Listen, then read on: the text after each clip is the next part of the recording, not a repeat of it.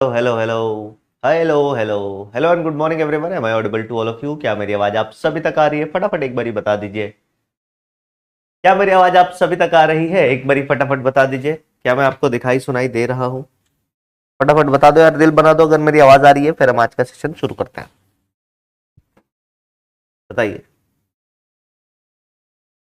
Yes sir, yes sir, yes sir, yes sir, बहुत बढ़िया। चलिए स्टार्ट करें फिर आज का सेशन। आज हम बेसिकली क्या पढ़ेंगे? तो आज हम पीरियोडिक टेबल का 8वां लेक्चर पढ़ेंगे। आज के लेक्चर में क्या क्या पढ़ने वाले हैं देखिए। आज के लेक्चर में सबसे पहले हम स्टार्टिंग जो करेंगे वो करेंगे, कुछ सवाल दिया था उनका डिस्कशन से, तो homework and it's discussion. Homework discussion कर लेंगे। होमवर्क डिस्कशन करने के बाद फिर हम चलेंगे आयनाइजेशन एंथैल्पी के एप्लीकेशन पे। एप्लीकेशन ऑफ आयनाइजेशन एंथैल्पी या एनर्जी, एप्लीकेशन ऑफ आईई। और इसी में हम खूब सारे क्वेश्चंस करेंगे। क्या करेंगे सर? क्वेश्चन प्रैक्टिस करेंगे, क्वेश्चन प्रैक्टिस। और इसके बाद हम electron affinity and electron gain enthalpy, EA and EGE के बारे में पढ़ेंगे। तो बेसिकली ये 4 टॉपिक आज हम कवर करने वाले हैं। बेसिकली ये 4 टॉपिक आज हम कवर करने वाले हैं। हाँ, चलिए तो सबसे पहले अगर मैं बात करूं, कुछ होमवर्क दिया था उसका डिस्कशन कर लेते हैं। सबसे पहला होमवर्क मैंने आपको दिया था एनसीईआरटी में खोजने के लिए, एनसीईआरटी में खोजने के लिए आयोनाइजेशन एंथैल्पी या सॉरी रेडियस कंपेयर करने के लिए आपको दिया था। किसका किसका रेडियस कंपेयर करने के लिए दिया था सर? ग्रुप 1 के एलिमेंट का एंड ग्रुप 18 के एलिमेंट का। ग्रुप 1 और ग्रुप 18 के एलिमेंट का रेडियस कंपेयर करने के लिए दिया था। ये एनसीईआरटी की टेबल है फॉर ग्रुप 18। मैं एक बारी नाइट मोड ऑन कर लेता हूं जिससे आपको देखने में आसानी हो, है ना। ये ग्रुप 18 का टेबल है। यहाँ पे आप देख सकते हो helium, neon, argon, krypton, xenon और रेडॉन दे रखा है। और ये आपका ग्रुप नंबर 1 का टेबल है जो एनसीईआरटी से ही उठाया है, तो 11th क्लास के एनसीईआरटी एस ब्लॉक में और 12th क्लास के एनसीईआरटी पी ब्लॉक से। यहाँ पे अभी हमें कंपेयर करना बेसिकली क्या था? अभी हमें बेसिकली क्या कंपेयर करना था सर? तो आप बोलेंगे रेडियस। अगर हम एटॉमिक रेडियस इन पिकोमीटर कंपैरिजन करें तो देखते जाओ, मैं इन रेडियस का ऑर्डर लिखते जा रहा हूं जैसे जैसे एलिमेंट आते जा रहे हैं। इसके बारे में नहीं दिया है क्योंकि मैंने बोला जो रेडियो एक्टिव एलिमेंट होते हैं पहले हम भैया बचाएंगे जान, उसके बाद हम रेडियस वेडियस पता करेंगे। तो हरभजन ने आराम करके 0 रन के बारे में दे नहीं रखा, तो 0 तक आ जाते हैं। इसका रेडियस है सर 120 पिकोमीटर, इसका है 160, इसका है 190, इसका है 200 और इसका है 220। वहीं अगर हम ग्रुप 1 पे चले तो ग्रुप 1 के अगर हम रेडियस की बात करें, ग्रुप 1 के अगर हम रेडियस की बात करें, मेटालिक रेडियस इनके लिए निकालेंगे क्योंकि ये सभी मेटल्स हैं, है ना। ग्रुप 1 के अगर हम मेटालिक रेडियस की बात करें तो इनमें इनका एटॉमिक रेडियस है क्या? देखने दो मेरे को।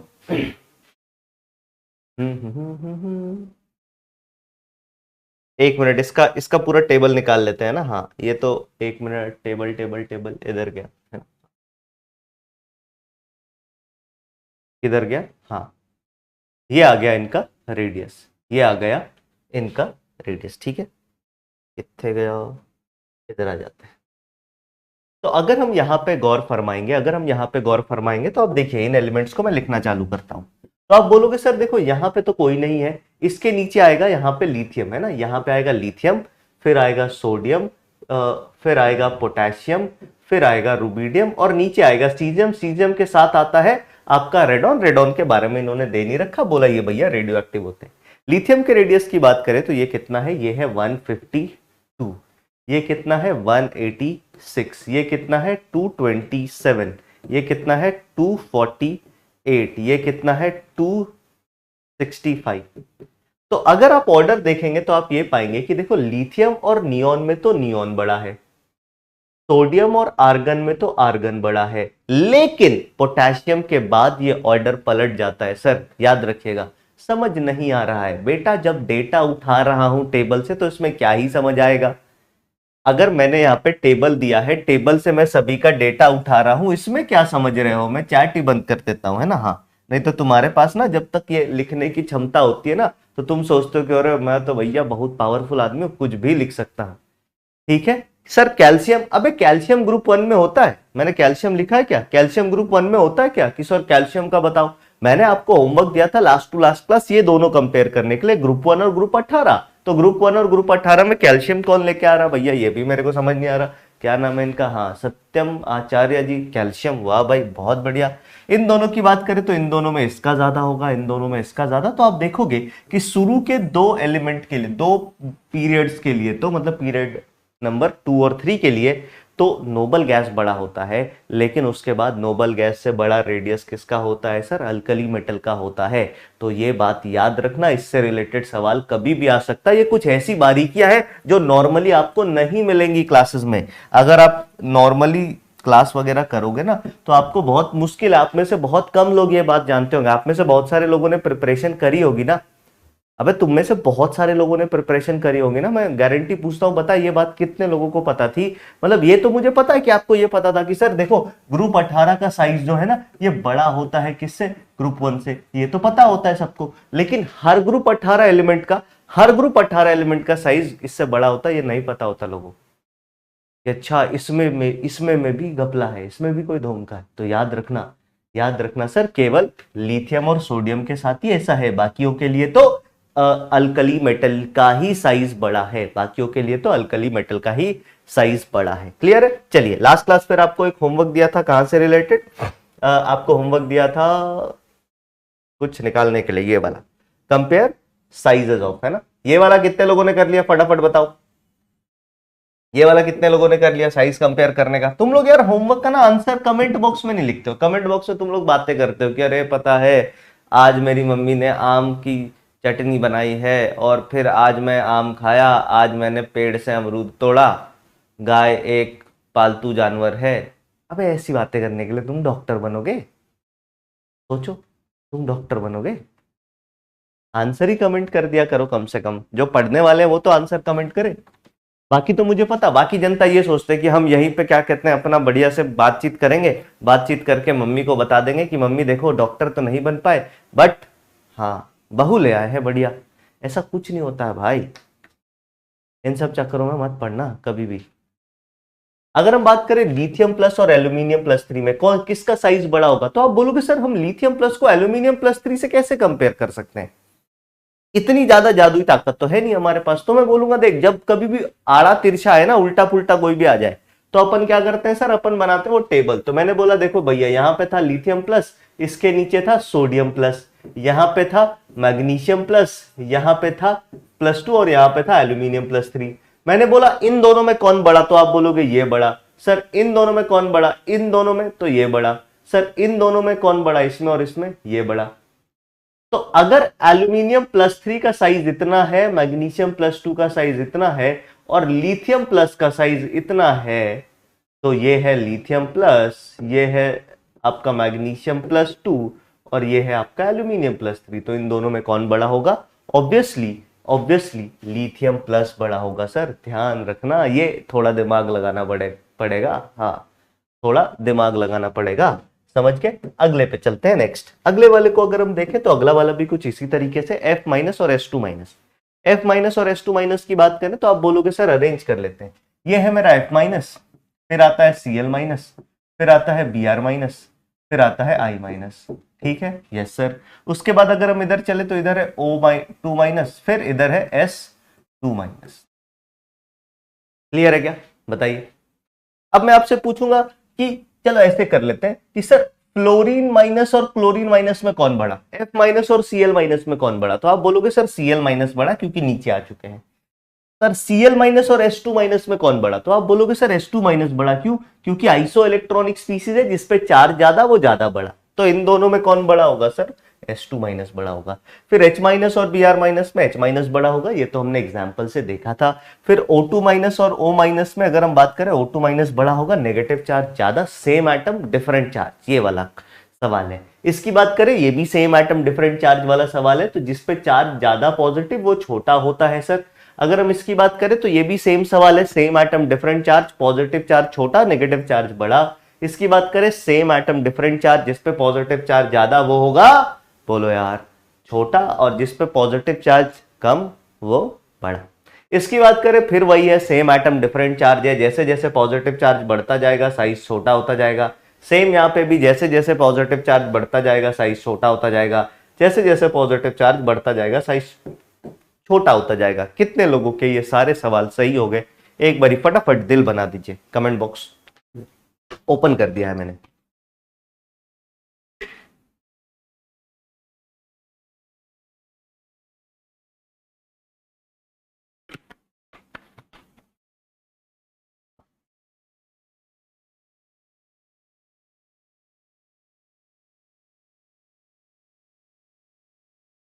फर्स्ट वाला समझा दूं। फर्स्ट वाले के लिए ना आपको एक टेबल बनाया था, उस टेबल में देखना पड़ेगा। देखो मैंने बोला ये है आपका, यहां पे है एल्यूमिनियम +3, एल्यूमिनियम +3 की लाइन में आता है मैग्नीशियम +2, इधर आता है आपका बेरिलियम +2, इधर आता है आपका सोडियम +1 और उसके ऊपर आता है आपका lithium +1।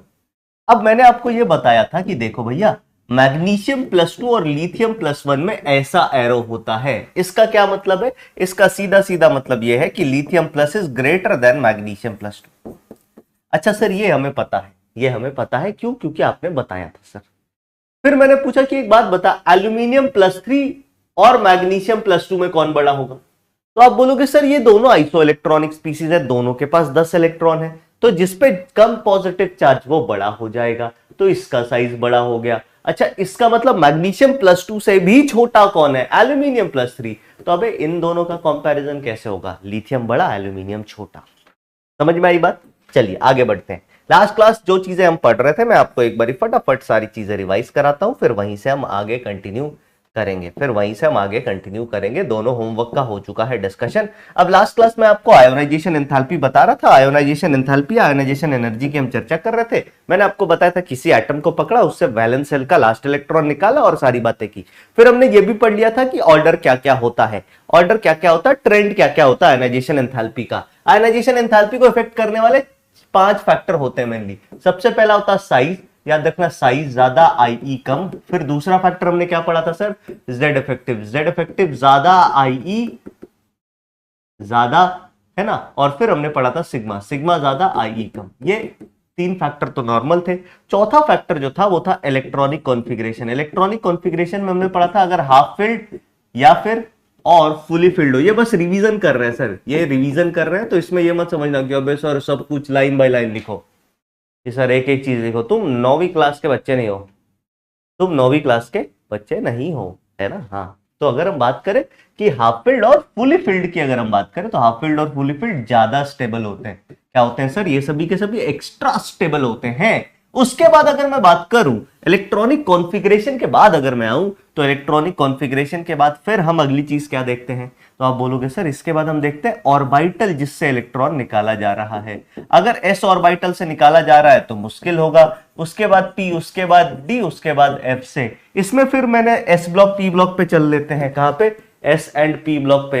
S and P block पे अगर हम चलेंगे तो आप बोलोगे सर 2 तरीके से ऑर्डर देखना पड़ेगा। सबसे पहले ग्रुप में, आप बोलोगे ग्रुप में जब आप ऊपर से नीचे जाओगे, ग्रुप में जब आप ऊपर से नीचे जाओगे तो आईई क्या होगा सर? घटता जाएगा। ऊपर से नीचे जाने में आयोनाइजेशन एंथैल्पी कम होगी, with an exception in group number 13। Group number 13 में घपला है सर। ग्रुप नंबर 13 का ऑर्डर कैसा होता? बना के फिर दिखाता हूं। तुम ना इसे बनाओगे ना, जब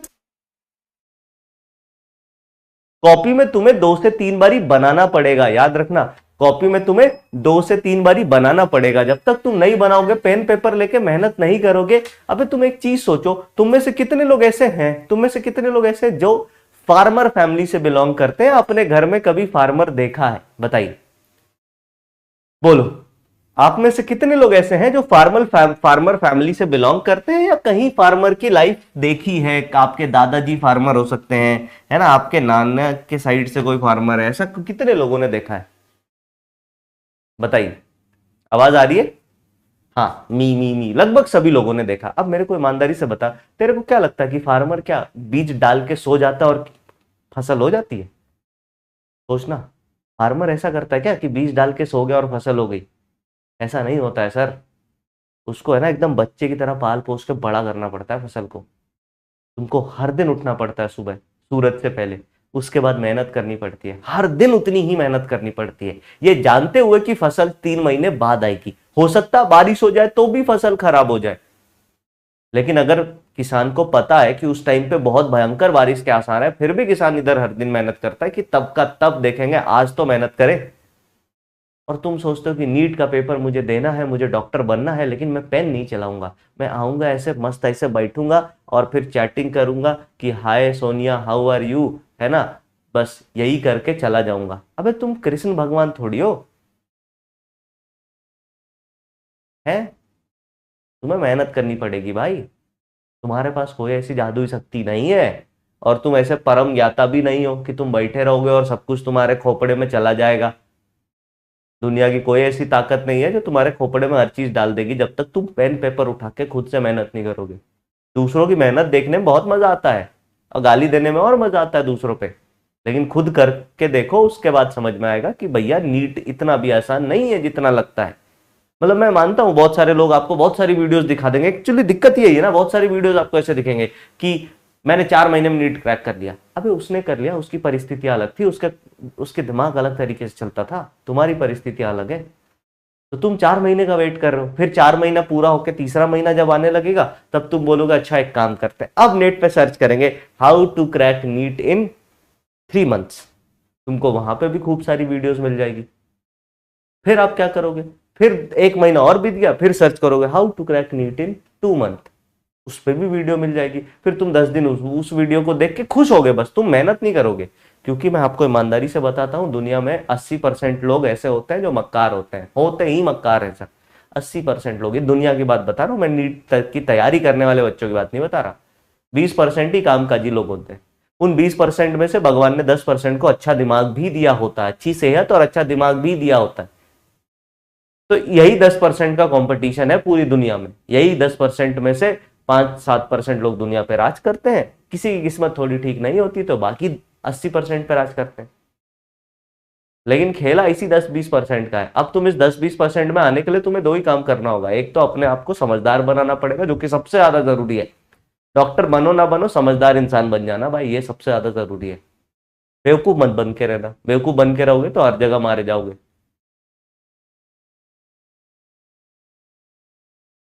तो अगर हम बात करें तो अब मैं क्या कह रहा था यहाँ पे, मैं ये कह रहा था कि तो ये सब मेहनत करना पड़ेगा, पेन पेपर उठा के ना बनाना पड़ेगा। आप में से बोलते सर याद ही नहीं हो रहा, सर ये कैसे हो गया। अबे तू 2 बार पेन उठा के बना के तो देख, फिर नहीं याद होगा फिर बोलना नहीं सर हम तो मेहनत नहीं करेंगे सर, हम तो बस क्या बोलेंगे, हम ये बोल देंगे सर याद नहीं हो रहा। अबे याद तेरे को ही करना है, एग्जामिनेशन हॉल में तेरे को ही भरना है, क्या कहते हैं, OMR सीट। तो अगर हम बात करें तो इसमें हम क्या बनाएंगे सर, बड़का डब्लू लेकिन टेढ़ा डब्लू। कैसा, टेढ़ा डब्लू। कैसे, यहां से शुरू करेंगे, नीचे आएंगे, फिर बीच में जाएंगे, फिर इससे भी नीचे जाएंगे, फिर इन दोनों के बीच में आ जाएंगे। तो नीचे गए बीच में आए, फिर नीचे गए फिर बीच में आए, है ना, नीचे बीच में नीचे बीच में, बस खत्म।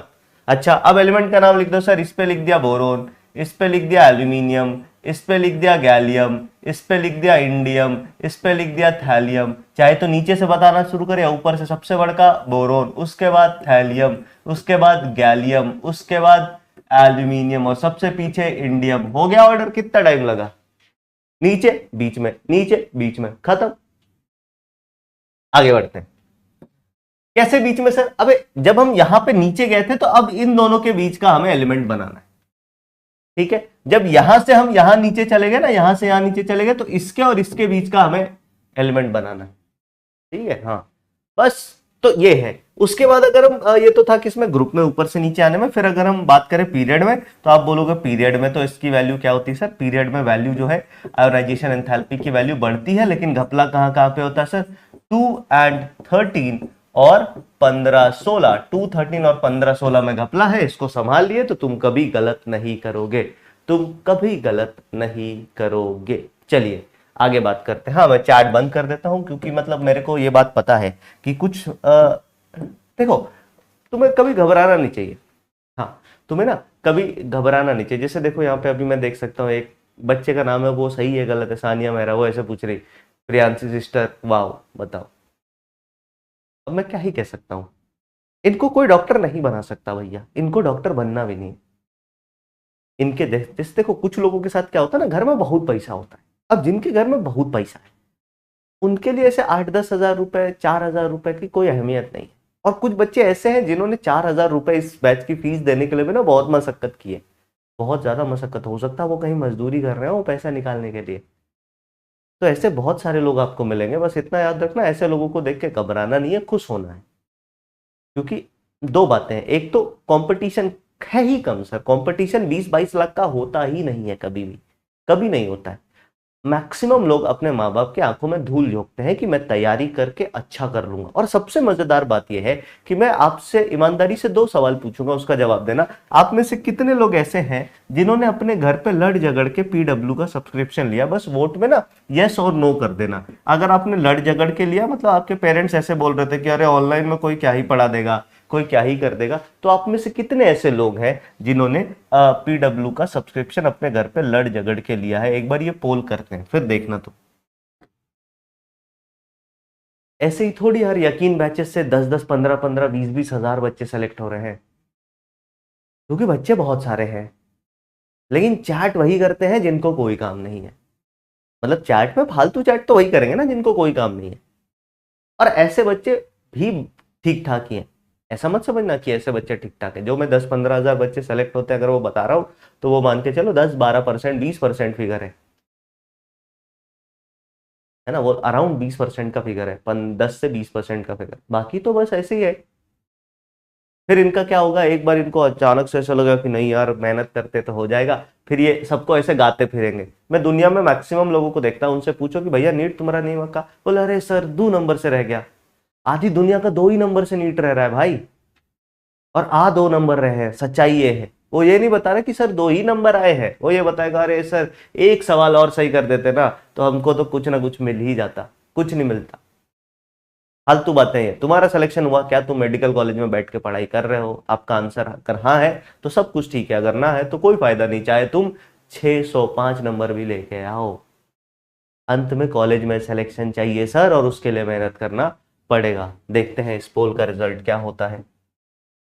तो 60%, 60.86% ने घर पे लड़ाई झगड़ा करके किया होगा। मैं ये मानता हूँ ये जो 60%, 65% होंगे ना लड़ाई झगड़ा का मतलब है उनके घर वाले नहीं मान रहे होंगे कि ऑनलाइन एजुकेशन 3,000 में भी कोई इतनी सारी बातें पढ़ा सकता है।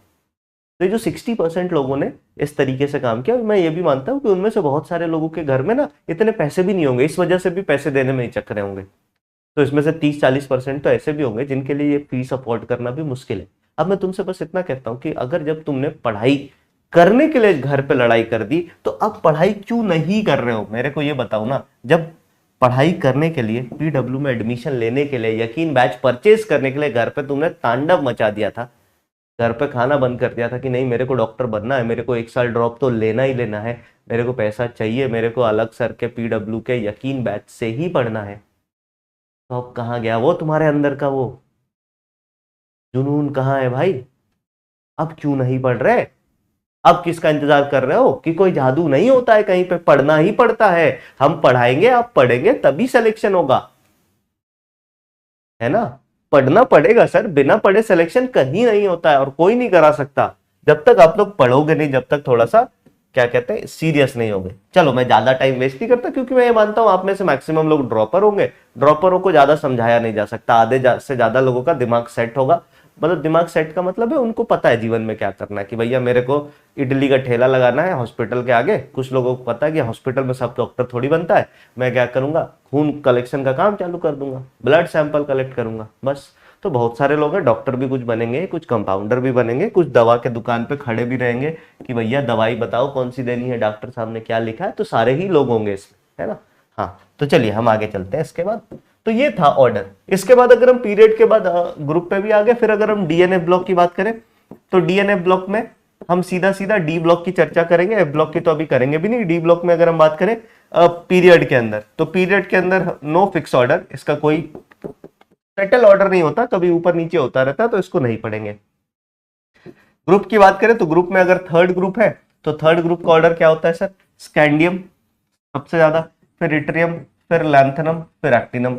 उसके बाद अगर हम बात करें 4 से लेकर के 12 तक, तो 4 से लेकर के 12 तक ऑर्डर होता है 3D और 4D में 3D ज्यादा, 4D और 5D में 5D ज्यादा। इन दोनों के बीच का कंपैरिजन डिपेंड्स अपॉन डेटा, जो हमें सामने वाला देगा तो हम बताएंगे, वरना हम नहीं बता सकते हैं। चलिए आज की क्लास यहीं से हम स्टार्ट करते हैं। आज की क्लास यहीं से हम स्टार्ट करते हैं। लिखिए एप्लीकेशन ऑफ आयोनाइजेशन एंथैल्पी। लिखिए अपनी कॉपी पे, हेडिंग डालिए एप्लीकेशन ऑफ आयोनाइजेशन एंथैल्पी।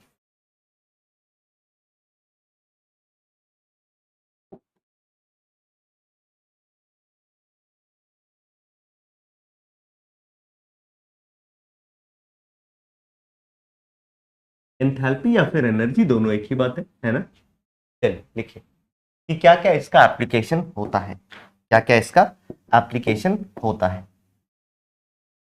सबसे पहला एप्लीकेशन अपनी कॉपी पे लिखिए, सबसे पहला एप्लीकेशन अपनी कॉपी पे लिखिए कि determining metallic character, determining metallic character. आप मेटालिक कैरेक्टर डिटरमाइन कर सकते हो सर इससे, कैसे सुनिएगा। मेटालिक कैरेक्टर बेसिकली होता क्या है sir, what is metallic character. तो आप बोलोगे सर किसी मेटल का कैरेक्टर को किस कैरेक्टर से हम डिनोट करते हैं, correct.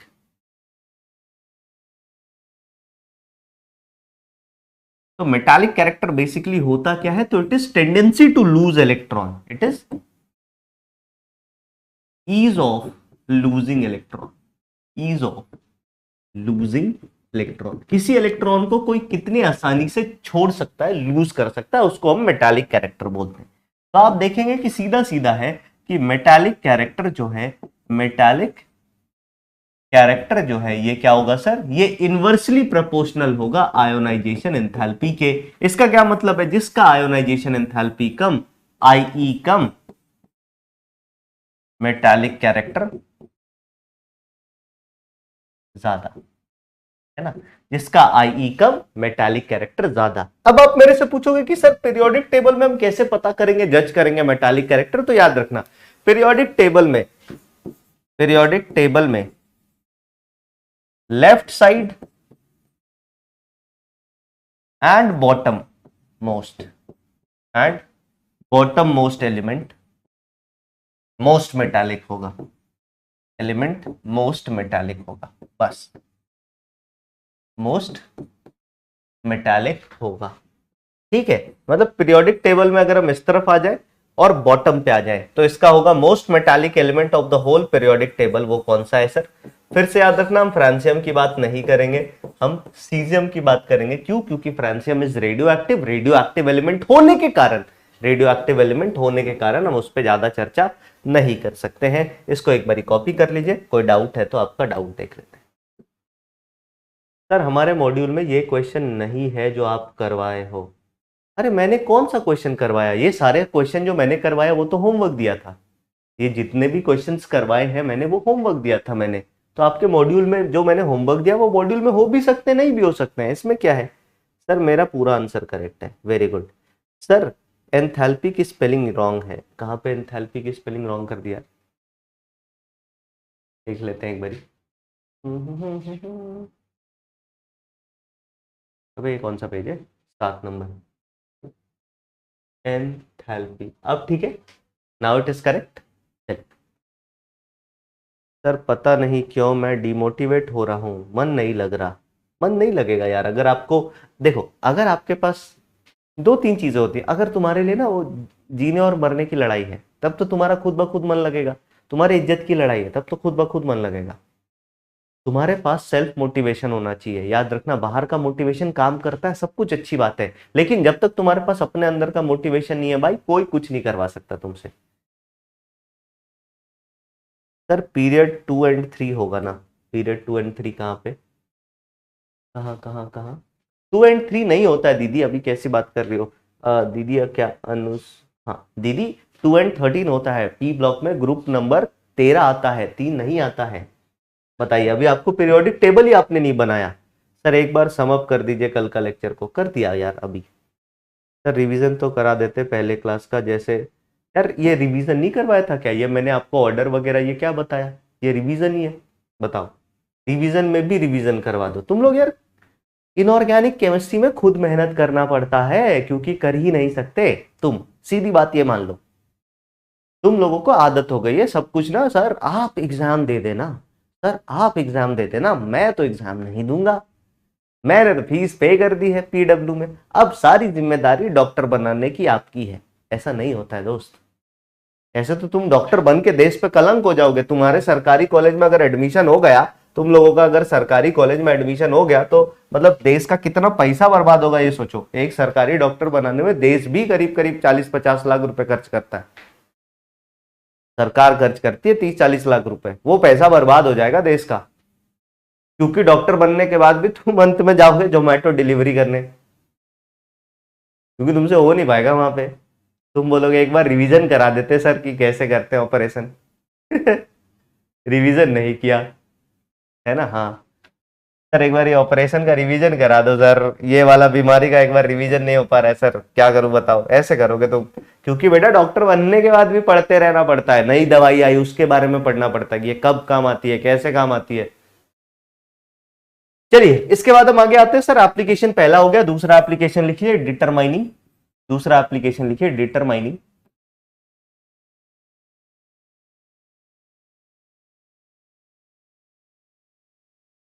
Determining group number of element.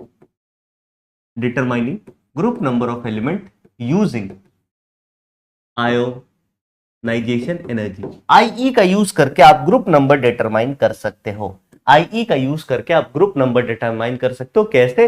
Successive ionisation enthalpy से। ध्यान से सुनिएगा, मैं एक टेबल बना के आपको सारी बातें लिख के दे रहा हूं, फिर इस टेबल से रिलेटेड भी 2-3 सवाल करेंगे। मैं एक टेबल बना के आपको सारी बातें लिख के दे रहा हूं, फिर इस टेबल से रिलेटेड भी 2-3 सवाल करेंगे। सबसे पहले देखिए, अगर मान लो कभी भी IE1 की वैल्यू से बहुत ज्यादा है IE2 की वैल्यू, सुनते जाना मेरी बात, IE1 की वैल्यू से बहुत ज्यादा वैल्यू किसकी है सर? IE2 की। सक्सेसिव आयनाइजेशन एंथैल्पी है ये सारी। तो आप बोलेंगे इसका मतलब इसके पास, यहां पे मैं लिख देता हूं, अच्छा इसको थोड़ा नीचे कर लेते हैं, इसको है ना, इसको थोड़ा सा नीचे कर लेते हैं,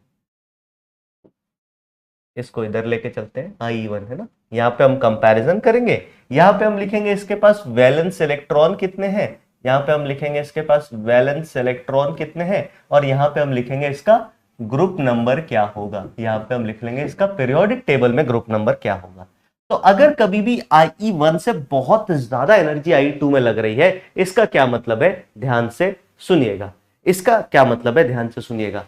I1 का मतलब है एक इलेक्ट्रॉन निकालना इस केस में इजी है, सेकेंड इलेक्ट्रॉन निकालना क्या है सर? डिफिकल्ट। पहला इलेक्ट्रॉन निकालना तो क्या है सर? इजी। दूसरा इलेक्ट्रॉन निकालना क्या है? डिफिकल्ट। अब जब दूसरा इलेक्ट्रॉन निकालना डिफिकल्ट है, इसका मतलब कितने इलेक्ट्रॉन निकल सकते हैं आसानी से? जितने वैलेंस इलेक्ट्रॉन होंगे। तो आप बोलोगे इसके पास वैलेंस इलेक्ट्रॉन कितना है सर? एक ही वैलेंस इलेक्ट्रॉन है, और ये ग्रुप 1 ऑफ पीरियोडिक टेबल को बिलोंग करेगा। अगर उसी तरीके से किसी केस में IE2 से बहुत ज्यादा वैल्यू किसकी हो जाए? IE3 की, तो इस केस में आप क्या बोलेंगे? इस केस में आप बोलेंगे कि इसके पास 2 वैलेंस इलेक्ट्रॉन हो सकते हैं। दूसरे इलेक्ट्रॉन निकालने के बाद तीसरे इलेक्ट्रॉन में बहुत एनर्जी लग रही है, तो इसका ग्रुप नंबर हो जाएगा 2।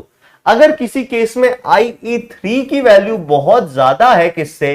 IE4 से, है ना, तब आप क्या बोलेंगे? कितने वैलेंस इलेक्ट्रॉन होंगे इसके पास? 3 वैलेंस इलेक्ट्रॉन होंगे सर, क्योंकि 3 इलेक्ट्रॉन आसानी से निकाले जा सकते हैं। और इस केस में ये किस ग्रुप का एलिमेंट होगा? इस केस में ये किस ग्रुप का एलिमेंट होगा? आप बोलेंगे ये ग्रुप नंबर 13 का एलिमेंट होगा। आप बोलेंगे ये ग्रुप नंबर 13 का एलिमेंट होगा। याद रखना, फिर से 13 क्यों बोला? क्योंकि ये सारे के सारे राम कहानी जो चलती है किस पे चलती है sir? S&P block only. S&P block only का मतलब है डी ब्लॉक के एलिमेंट इसके बीच में नहीं आएंगे। उसी तरीके से फटाफट मेरे को इनके बारे में इस टेबल को आप पूरा करके बता दो, इस टेबल को आप पूरा करके फटाफट बता दो। अगर कभी भी IE5 की वैल्यू बहुत ज्यादा हुई IE6 से, तो क्या होगा? और आगे भी ऐसे चलते रहेगा, सब कुछ लिखने की जरूरत नहीं है। बताइए फटाफट एक बारी टेबल पूरा कर दो, फटाफट एक बारी टेबल पूरा कर दो।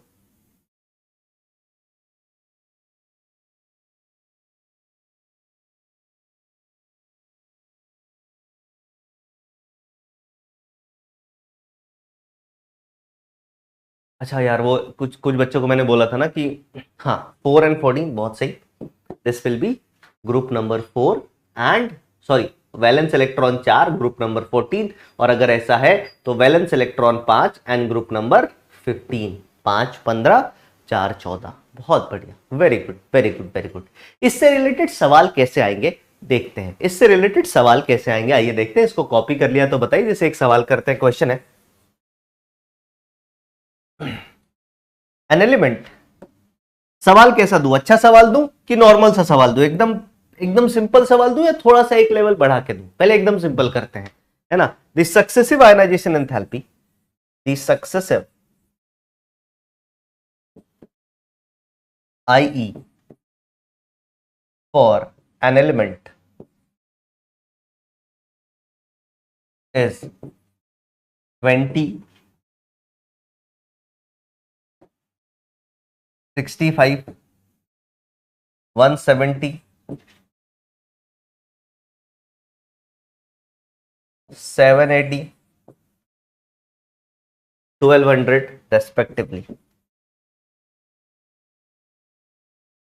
respectively, है ना। Find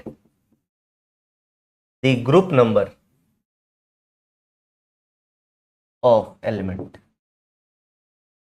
in modern periodic table, in modern periodic table। बताइए मॉडर्न पीरियोडिक टेबल में इसका क्या ग्रुप नंबर होगा, इसका क्या ग्रुप नंबर होगा, आइए देखते हैं इसका क्या ग्रुप नंबर होगा, आइए देखते हैं। तो देखिए सबसे पहले अगर हम बात करें तो आप क्या बोलोगे कि सर देखो इसमें ना इंक्रीमेंट होता है, सक्सेसिव आयनाइजेशन एंथैल्पी की वैल्यू हमेशा बढ़ती हुई ही होगी, सक्सेसिव आयनाइजेशन एंथैल्पीज की वैल्यू हमेशा बढ़ती हुई ही होगी, ये ऐसा नहीं हो सकता कि कम या ज्यादा, ये हमेशा इंक्रीज करेगा। तो आप बोलोगे सर देखो यहां से यहां इंक्रीज किया, याद रखना 3 to 4 टाइम्स इंक्रीज जो है ना, 2 टाइम्स 3 टाइम्स 4 टाइम्स इंक्रीमेंट जो है ये नॉर्मल है सर, ये नॉर्मल है, इतना होता है। लेकिन अगर 4 टाइम से ज्यादा इंक्रीमेंट कहीं पे दिख रहा है तो इसका मतलब वहां पे एक लाइन लगा देना। तो आप बोलोगे चलो सर ये तो ठीक है 3 गुना के लगभग हुआ है, सर ये दुगना हुआ है, ठीक है सर यहां से यहां जाने में ये 5 गुना से भी ज्यादा बढ़ा है सर, तो आप यहां पे एक लाइन बना दोगे। इसका मतलब इतने 3 इलेक्ट्रॉन निकालना आसान, 3 इलेक्ट्रॉन निकालना आसान का मतलब है भाई साहब के पास वैलेंस इलेक्ट्रॉन कितने हो गए भैया, आप बोलोगे वैलेंस इलेक्ट्रॉन इसके पास हो गए 3, तो ग्रुप नंबर क्या हो गया इसका, ग्रुप नंबर 13। बात समझ में आई, बताइए ग्रुप नंबर क्या 13। क्या मेरी बात समझ में आई, क्या मेरी बात समझ में आई, बताइए बताइए बताइए, क्लियर है, क्लियर है क्या, बताइए।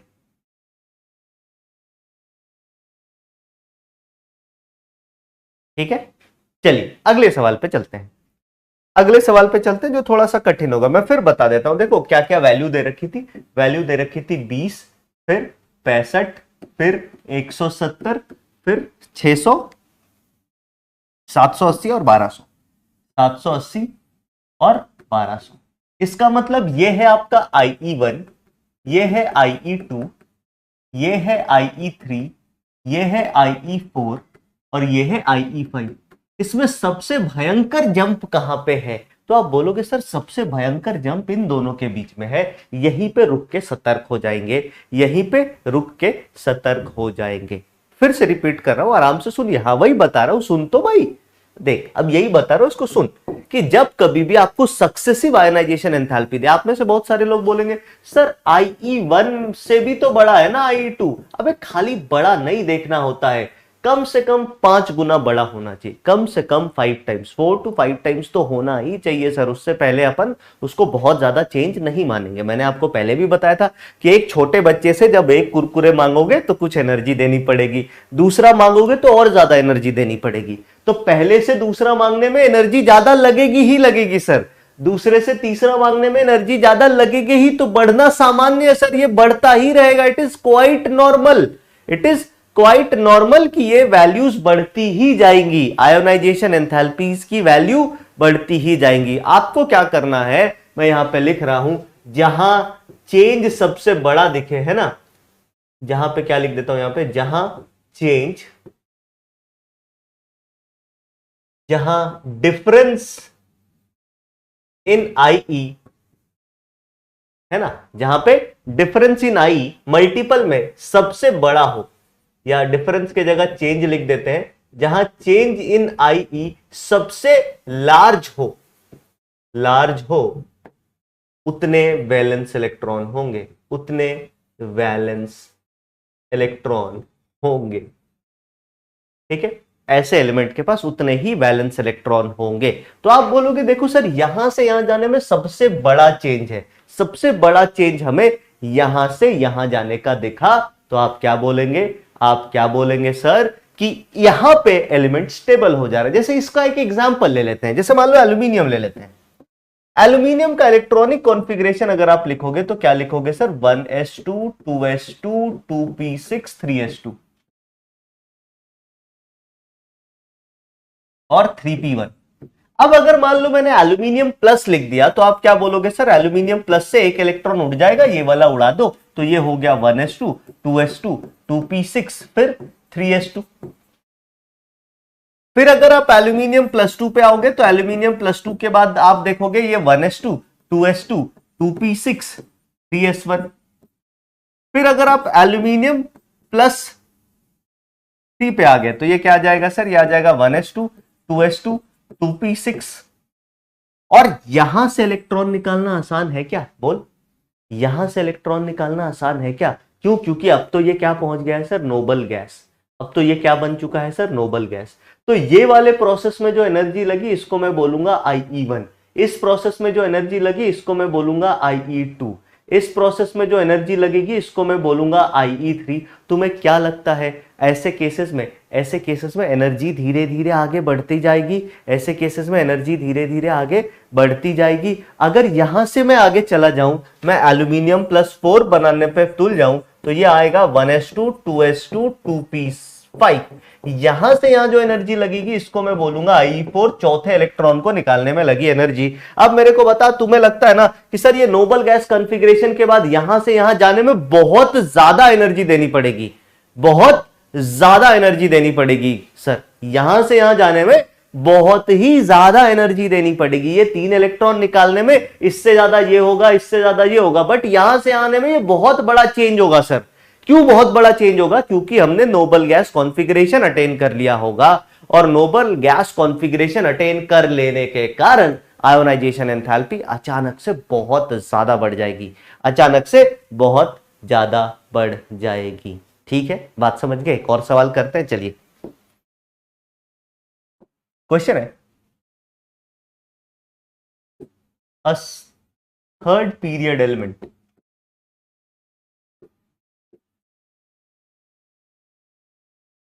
have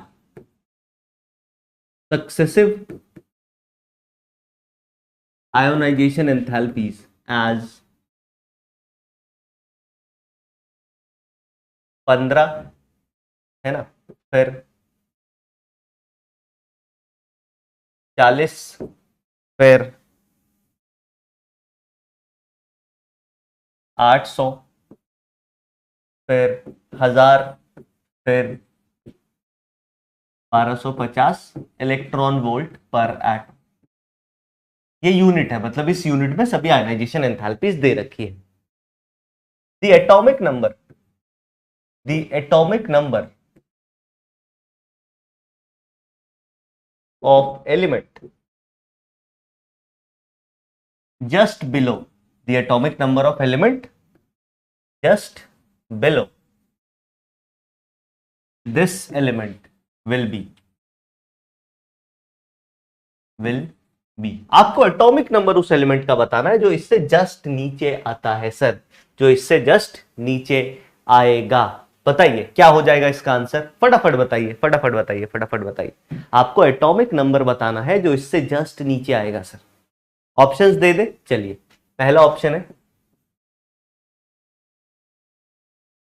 20, दूसरा ऑप्शन है 38, तीसरा ऑप्शन है 52, चौथा ऑप्शन है 12। बताइए क्या आंसर हो जाएगा सर? इसका ऑप्शन कौन सा सही है? एक बारी फटाफट पोल करा लेते हैं। चलो, टाइम ज्यादा नहीं देंगे, है ना, क्योंकि ये तो हल्का सा पोल है, आप तुरंत कर दोगे। चलिए, सबसे पहले आपको इसमें क्या पहचानना होगा कि किस ग्रुप का एलिमेंट है, तभी आंसर कर पाओगे। अगर ग्रुप ही पता नहीं है तो आंसर नहीं कर पाओगे, अगर ग्रुप ही पता नहीं है तो आंसर नहीं कर पाओगे। देखते हैं। तो अगर मैं इसको यहां पे देखूं तो आप बोलोगे सर आयोनाइजेशन एंथैल्पी बढ़ती जा रही है, यहां से यहां बढ़ी, बहुत अच्छी बात है, यहां से यहां, है ना। अरे भैया इतना ज्यादा कैसे बढ़ गया? अरे इतना कैसे बढ़ सकता है यार? थोड़ा बहुत बढ़ेगा समझ आता है, बहुत ज्यादा बढ़ रहा है इसका क्या मतलब है? कुछ तो गड़बड़ है। तो हम बोलेंगे यो, यहां पे रोक दिया, इतने इलेक्ट्रॉन निकालना आसान, इसके बाद इलेक्ट्रॉन निकालना मुश्किल हो रहा है, और मुश्किल होने का मतलब यह है कि नोबल गैस कॉन्फ़िगरेशन अटेन हो चुका है। इसका मतलब इसके पास वैलेंस इलेक्ट्रॉन की संख्या कितनी होगी? तो आप बोलोगे सर इसके पास वैलेंस इलेक्ट्रॉन की संख्या हो गई 2। वैलेंस इलेक्ट्रॉन की संख्या 2 होने का मतलब है इसका पीरियड, मतलब पीरियड तो हमें पता ही था, इसका पीरियड क्या था? थर्ड। सर वैलेंस इलेक्ट्रॉन से हमें ग्रुप पता लग गया, ये क्वेश्चन में क्या था? गिवन था, है ना। ग्रुप हमें पता लग गया कितना, तो आप बोलोगे सर ये सेकंड ग्रुप का एलिमेंट है।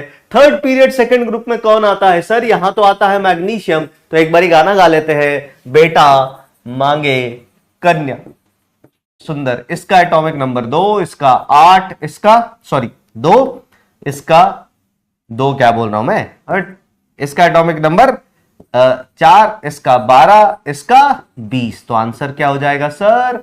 आंसर हो जाएगा A20। आंसर क्या हो जाएगा सर? A20। ठीक है, इस तरीके से हम इसको निकाल लेंगे, इस तरीके से हम इसको निकाल लेंगे। एक बारी लीडर बोर्ड देख लेते हैं। तो हमारे सामने प्रियांशु मीना जी ने सही आंसर दिया है, आदित्य राज सिंह चौहान ने सही आंसर दिया है, देबरसी शेष प्रणाम गुरुजी ने सही आंसर दिया है, अनुज ठाकुर ने, और रतनदीप ने सही आंसर दिया। अच्छा, त्रिपुरा से भी लोग हमारे साथ पढ़ रहे हैं, वाह यार बहुत बढ़िया। चलिए, क्या ये बात सभी को समझ में आ गई? बहुत ही बढ़िया। क्लियर है क्या? Is it clear to all of you? सभी को क्लियर एकदम? आगे बढ़ जाए। चलिए, क्या आगे बढ़ने के लिए आप तैयार हैं? बताइए,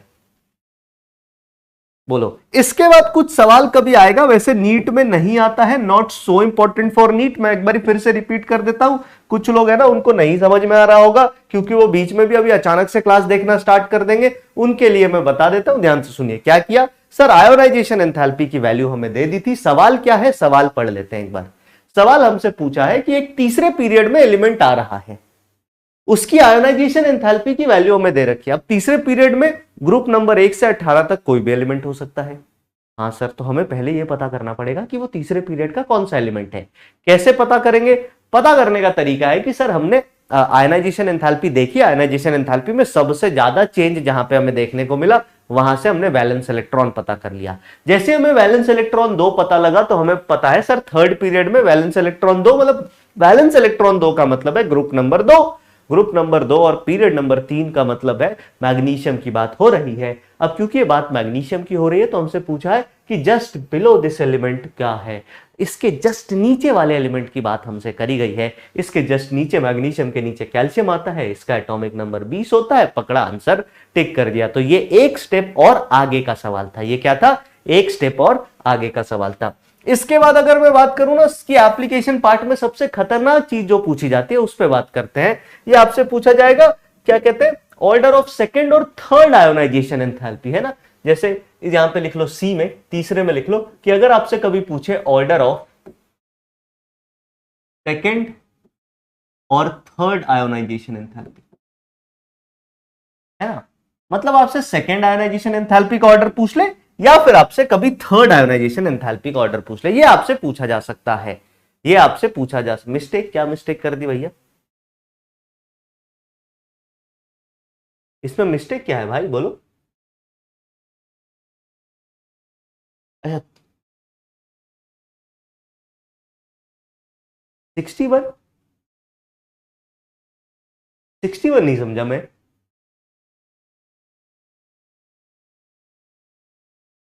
चलो, है ना, आपसे क्या पूछ सकता है सर? ऑर्डर ऑफ सेकेंड या third ionization enthalpy.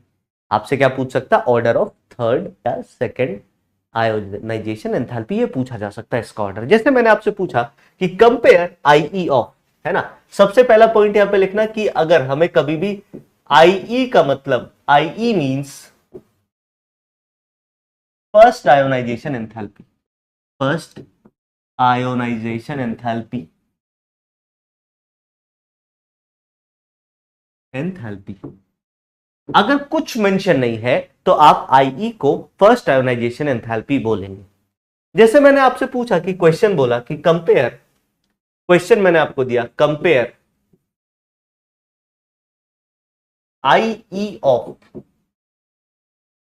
Boron, nitrogen, boron, carbon, nitrogen, oxygen, इनका आपको आईई कंपेयर करना है। आईई कंपेयर करने का मतलब है, आईई कंपेयर करने का मतलब है आईई कंपेयर करने का मतलब है कि आपको IE1 कंपेयर करना है। क्या कंपेयर करना है सर?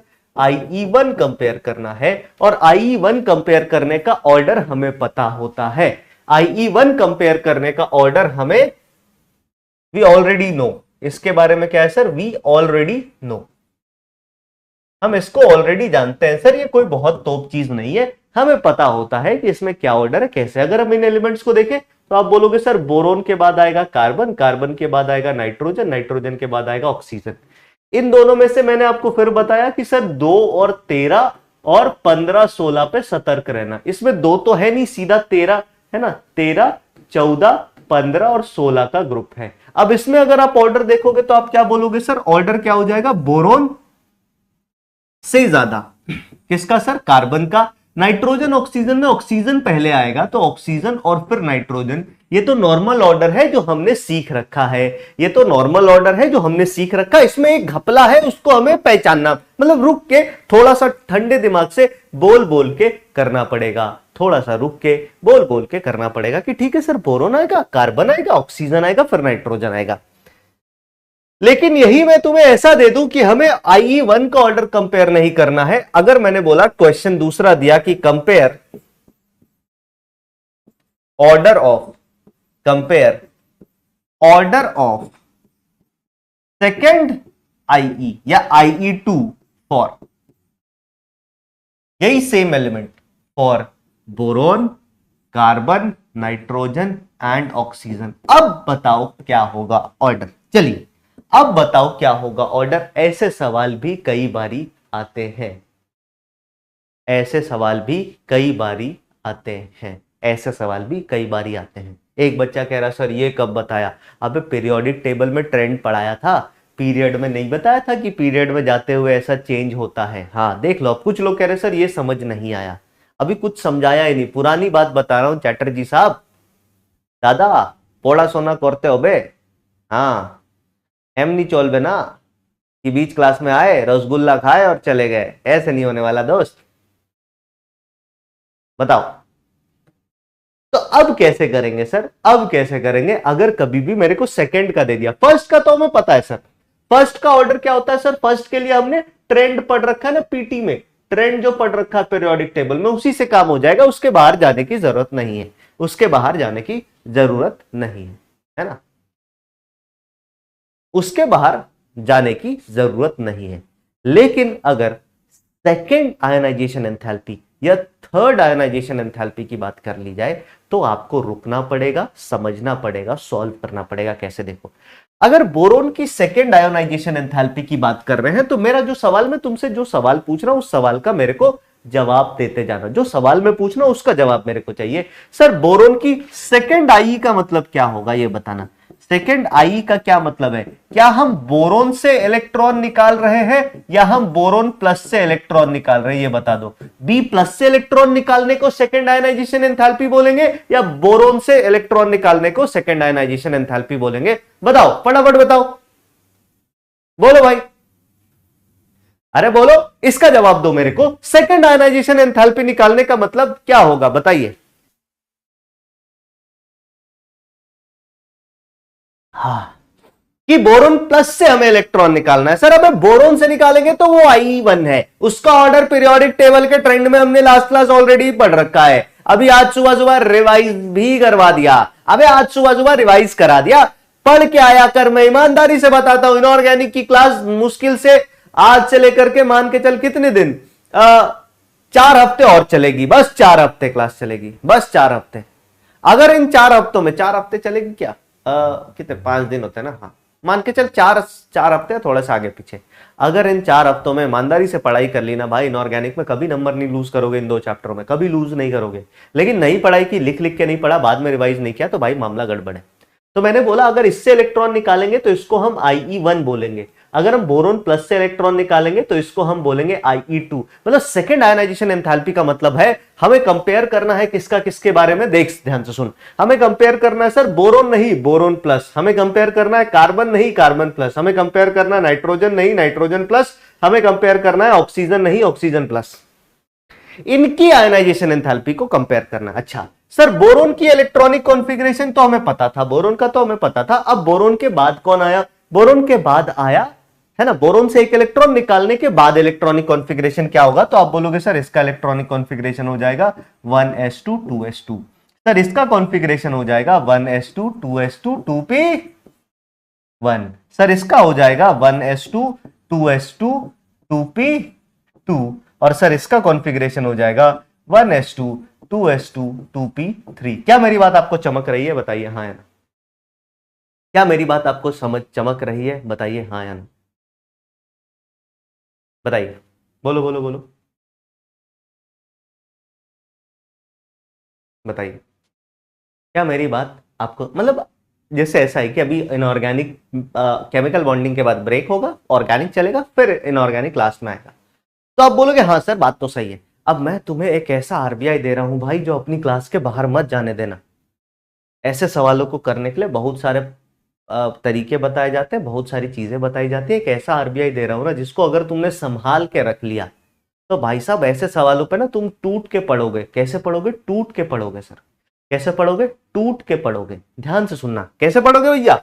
टूट के पढ़ोगे। मैं जो कह रहा हूं, मेरे को एक बात बता, अगर मैं बोलूं कि ये किसी एटम का कॉन्फ़िगरेशन होता, ये तो अभी आयन का है हमारे पास, अगर मैं बोलूं कि ये किसी एटम का कॉन्फ़िगरेशन होता तो कौन सा एटम होता ये बता। अगर इसको छोड़ दे, इसको देखने का ही नहीं, इसको मैंने छुपा दिया, मैंने बोला देख बे वहां पे किसी एटम का कॉन्फ़िगरेशन लिखा है, कौन से एटम का है बता। बोल कौन से एटम का कॉन्फ़िगरेशन है वो वाला, ये वाला कौन से एटम का कॉन्फ़िगरेशन है? फटाफट बताओ, फटाफट बताओ, फटाफट बताओ, बोलो। अबे ये वाला कौन से एटम का कॉन्फ़िगरेशन है? ये कैसा? हाँ बोलो फटाफट बताओ। तो आप बोलोगे सर ये बेरिलियम का है। अरे बहुत सही चाचा। सर ये किसका कॉन्फ़िगरेशन है? ये वाला किसका कॉन्फ़िगरेशन है? सर ये किसका कॉन्फ़िगरेशन है? 1s2 2s2 सर बोरोन का। सर ये किसका कॉन्फ़िगरेशन है? अरे बाबा ये किसका कॉन्फ़िगरेशन है? सर ये कॉन्फ़िगरेशन है कार्बनवा का। सर ये किसका कॉन्फ़िगरेशन है? ये कॉन्फ़िगरेशन है नाइट्रोजन का। अब जो मैं कह रहा हूं वो सुन लो। अबे अगर मेरे को इनको अरेंज करना है, अगर मेरे को इनको अरेंज करना है, इनको अरेंज कर ले फटाफट, इनको अरेंज कर ले। बता भैया बेरिलियम बोरोन में कौन जीता? अरे बेरिलियम बोरोन में कौन जीता? अबे बोलो बेरिलियम और बोरोन में कौन जीतेगा भैया? अबे कोई तो जीतेगा इनमें। थोड़ा इधर कर लेते हैं। बेरिलियम बोरोन में कौन जीतेगा सर? घपला वाला सीन है, इन दोनों में घपला वाला सीन है सर। बेरिलियम और बोरोन में कौन जीतेगा? बोलो बोलो बोलो। तो आप बोलोगे सर बेरिलियम और बोरोन में बेरिलियम की आयनाइजेशन एंथैल्पी ज्यादा होगी क्योंकि 213 है ना, तो बोरोन कम हो जाएगा। तो मैं अगर ऑर्डर अरेंज करूं तो सबसे कम इसका, कम वाले को मैं 1 बोलता हूं, उसके बाद ये आएगा, उसके बाद ये आएगा, उसके बाद ये आएगा। ठीक है नाइट्रो देख ले।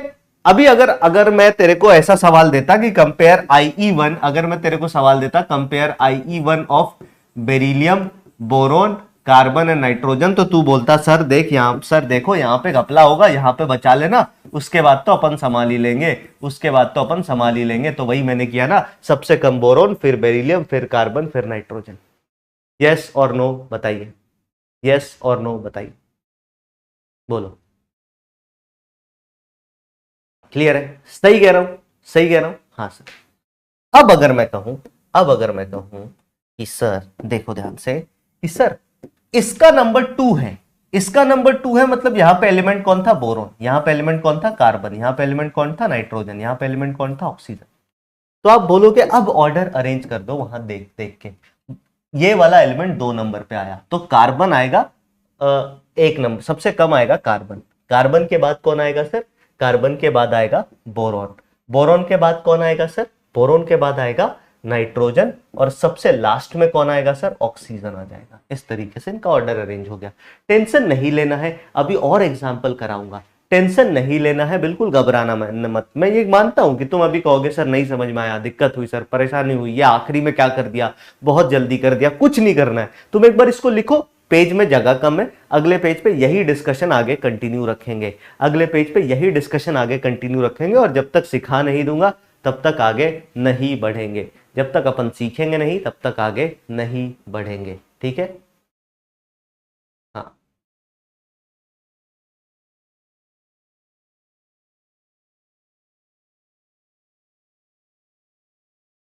कॉपी कर लो फटाफट।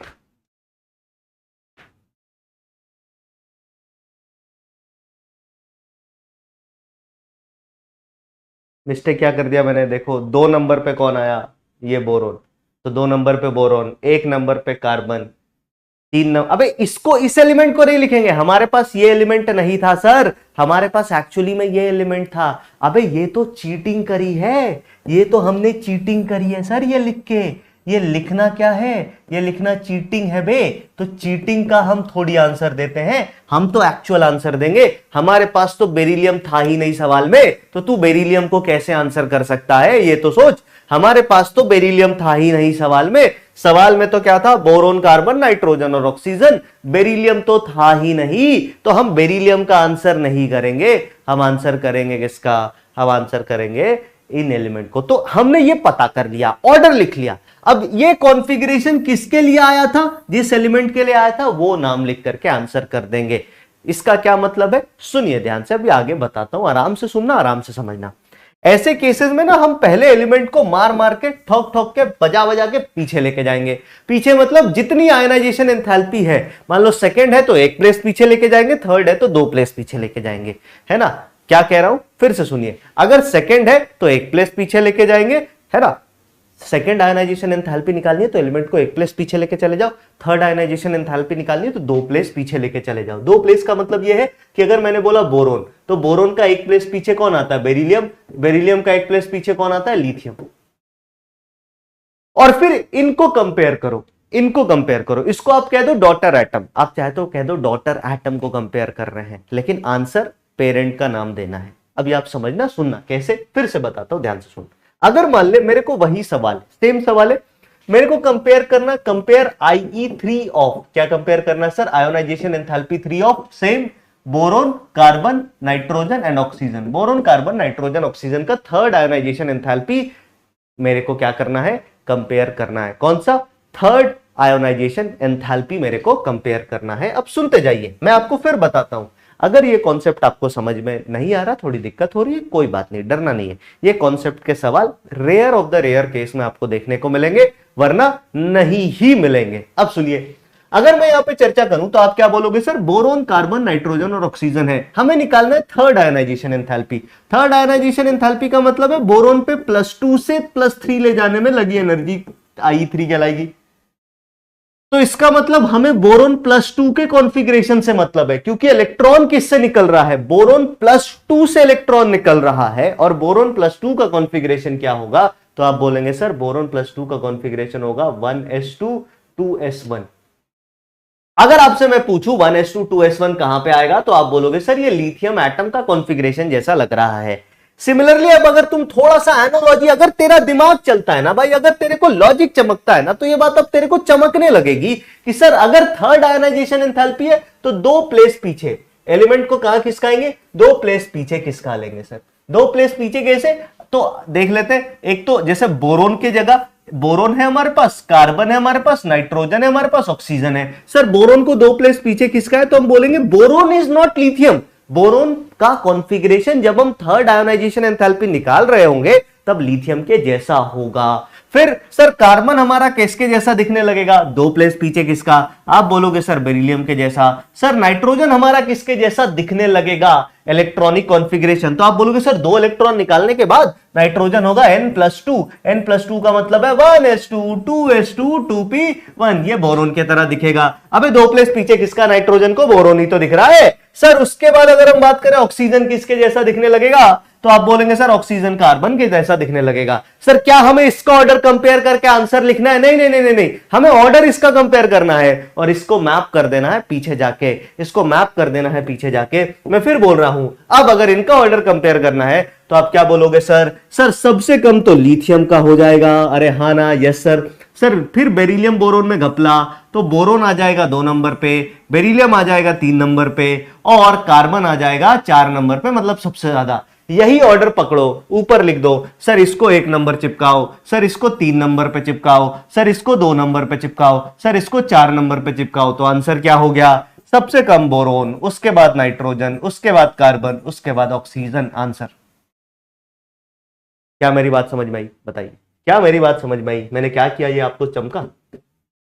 कि सर पीछे खिसकाना है। मैं फिर से एक बार बता रहा हूं, आराम से आंख बंद करके सुनो एक बार, लेकिन सुनना पड़ेगा सर, केवल देखने से नहीं होगा, कान से ध्यान से सुनना पड़ेगा, एकदम ध्यान से सुनना पड़ेगा और बातों को दिल तक पहुंचाना पड़ेगा। फिर रिपीट कर रहा हूं, क्या बोला मैंने सर, अगर हमें जो भी फर्स्ट आयनाइजेशन एंथैल्पी के अलावा जो भी आयनाइजेशन एंथैल्पी पूछी है उससे एक कम प्लेस पीछे खिसकाएंगे एलिमेंट को। सर अगर थर्ड आयनाइजेशन एंथैल्पी पूछी है तो हर एलिमेंट को 2 प्लेस पीछे लेके आएंगे। अब जो 2 प्लेस पीछे लाए हैं ना, उन एलिमेंट का इलेक्ट्रॉनिक कॉन्फ़िगरेशन तो हमें मतलब इनका थर्ड आयनाइजेशन एंथैल्पी निकालने के लिए इलेक्ट्रॉनिक कॉन्फ़िगरेशन ये वाला देखना पड़ेगा। तो इन एलिमेंट को कंपेयर करेंगे और आंसर आगे वाले एलिमेंट को दे देंगे, बस। मैं फिर बता रहा हूं, ये जो चीज है ना, ये भाई साहब किसी को बताना मत। ये कौन सा कॉन्सेप्ट है सर? तो ये कॉन्सेप्ट है के पी एन सी सी, है ना सर? ये क्या है? के एन पी सी सी। तो इसका मतलब है किसी को पता नहीं चलना चाहिए। हाँ, ये बात बाहर नहीं जानी चाहिए क्लास।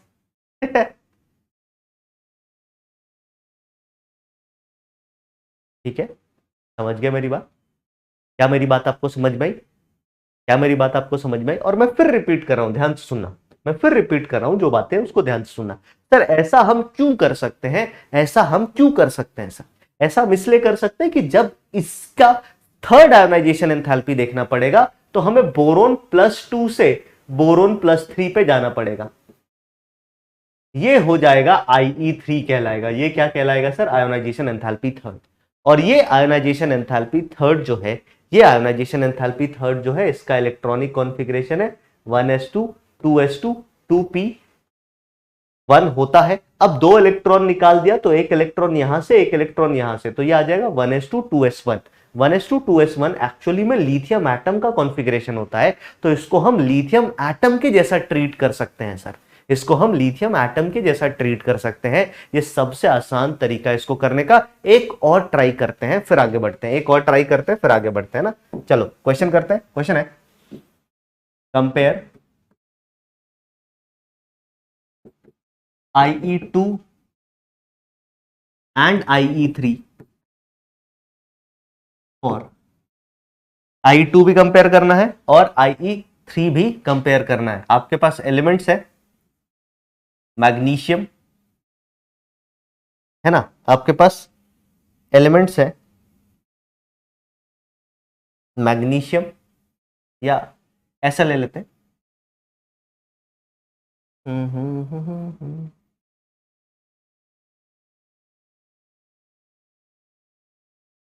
या मैग्नीशियम में रुक जाओ, थोड़ा सा पी ब्लॉक के एलिमेंट्स लेते हैं, तब मजा आएगा ना, जहां पे घपला वपला होता है। पहले I2 कंपेयर करते हैं। Compare I2 for magnesium, aluminium, silicon and phosphorus. बताइए, इनका फटाफट कंपेयर करो, इनका फटाफट कंपेयर करो।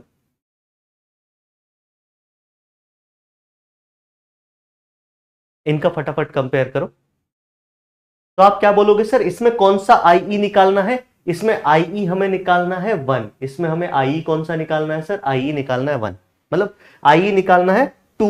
IE2 निकालने का मतलब है हमें कहां खिसकाना पड़ेगा? एक प्लेस शिफ्ट करना पड़ेगा, एक प्लेस पीछे खिसकाएंगे। तो आप क्या बोलोगे सर? मैग्नीशियम को बना दिया सोडियम, सर एल्यूमिनियम को बना दिया मैग्नीशियम, सर सिलिकॉन को बना दिया एल्यूमिनियम, सर फास्फोरस को बना दिया सिलिकॉन। बोलो हाँ या ना?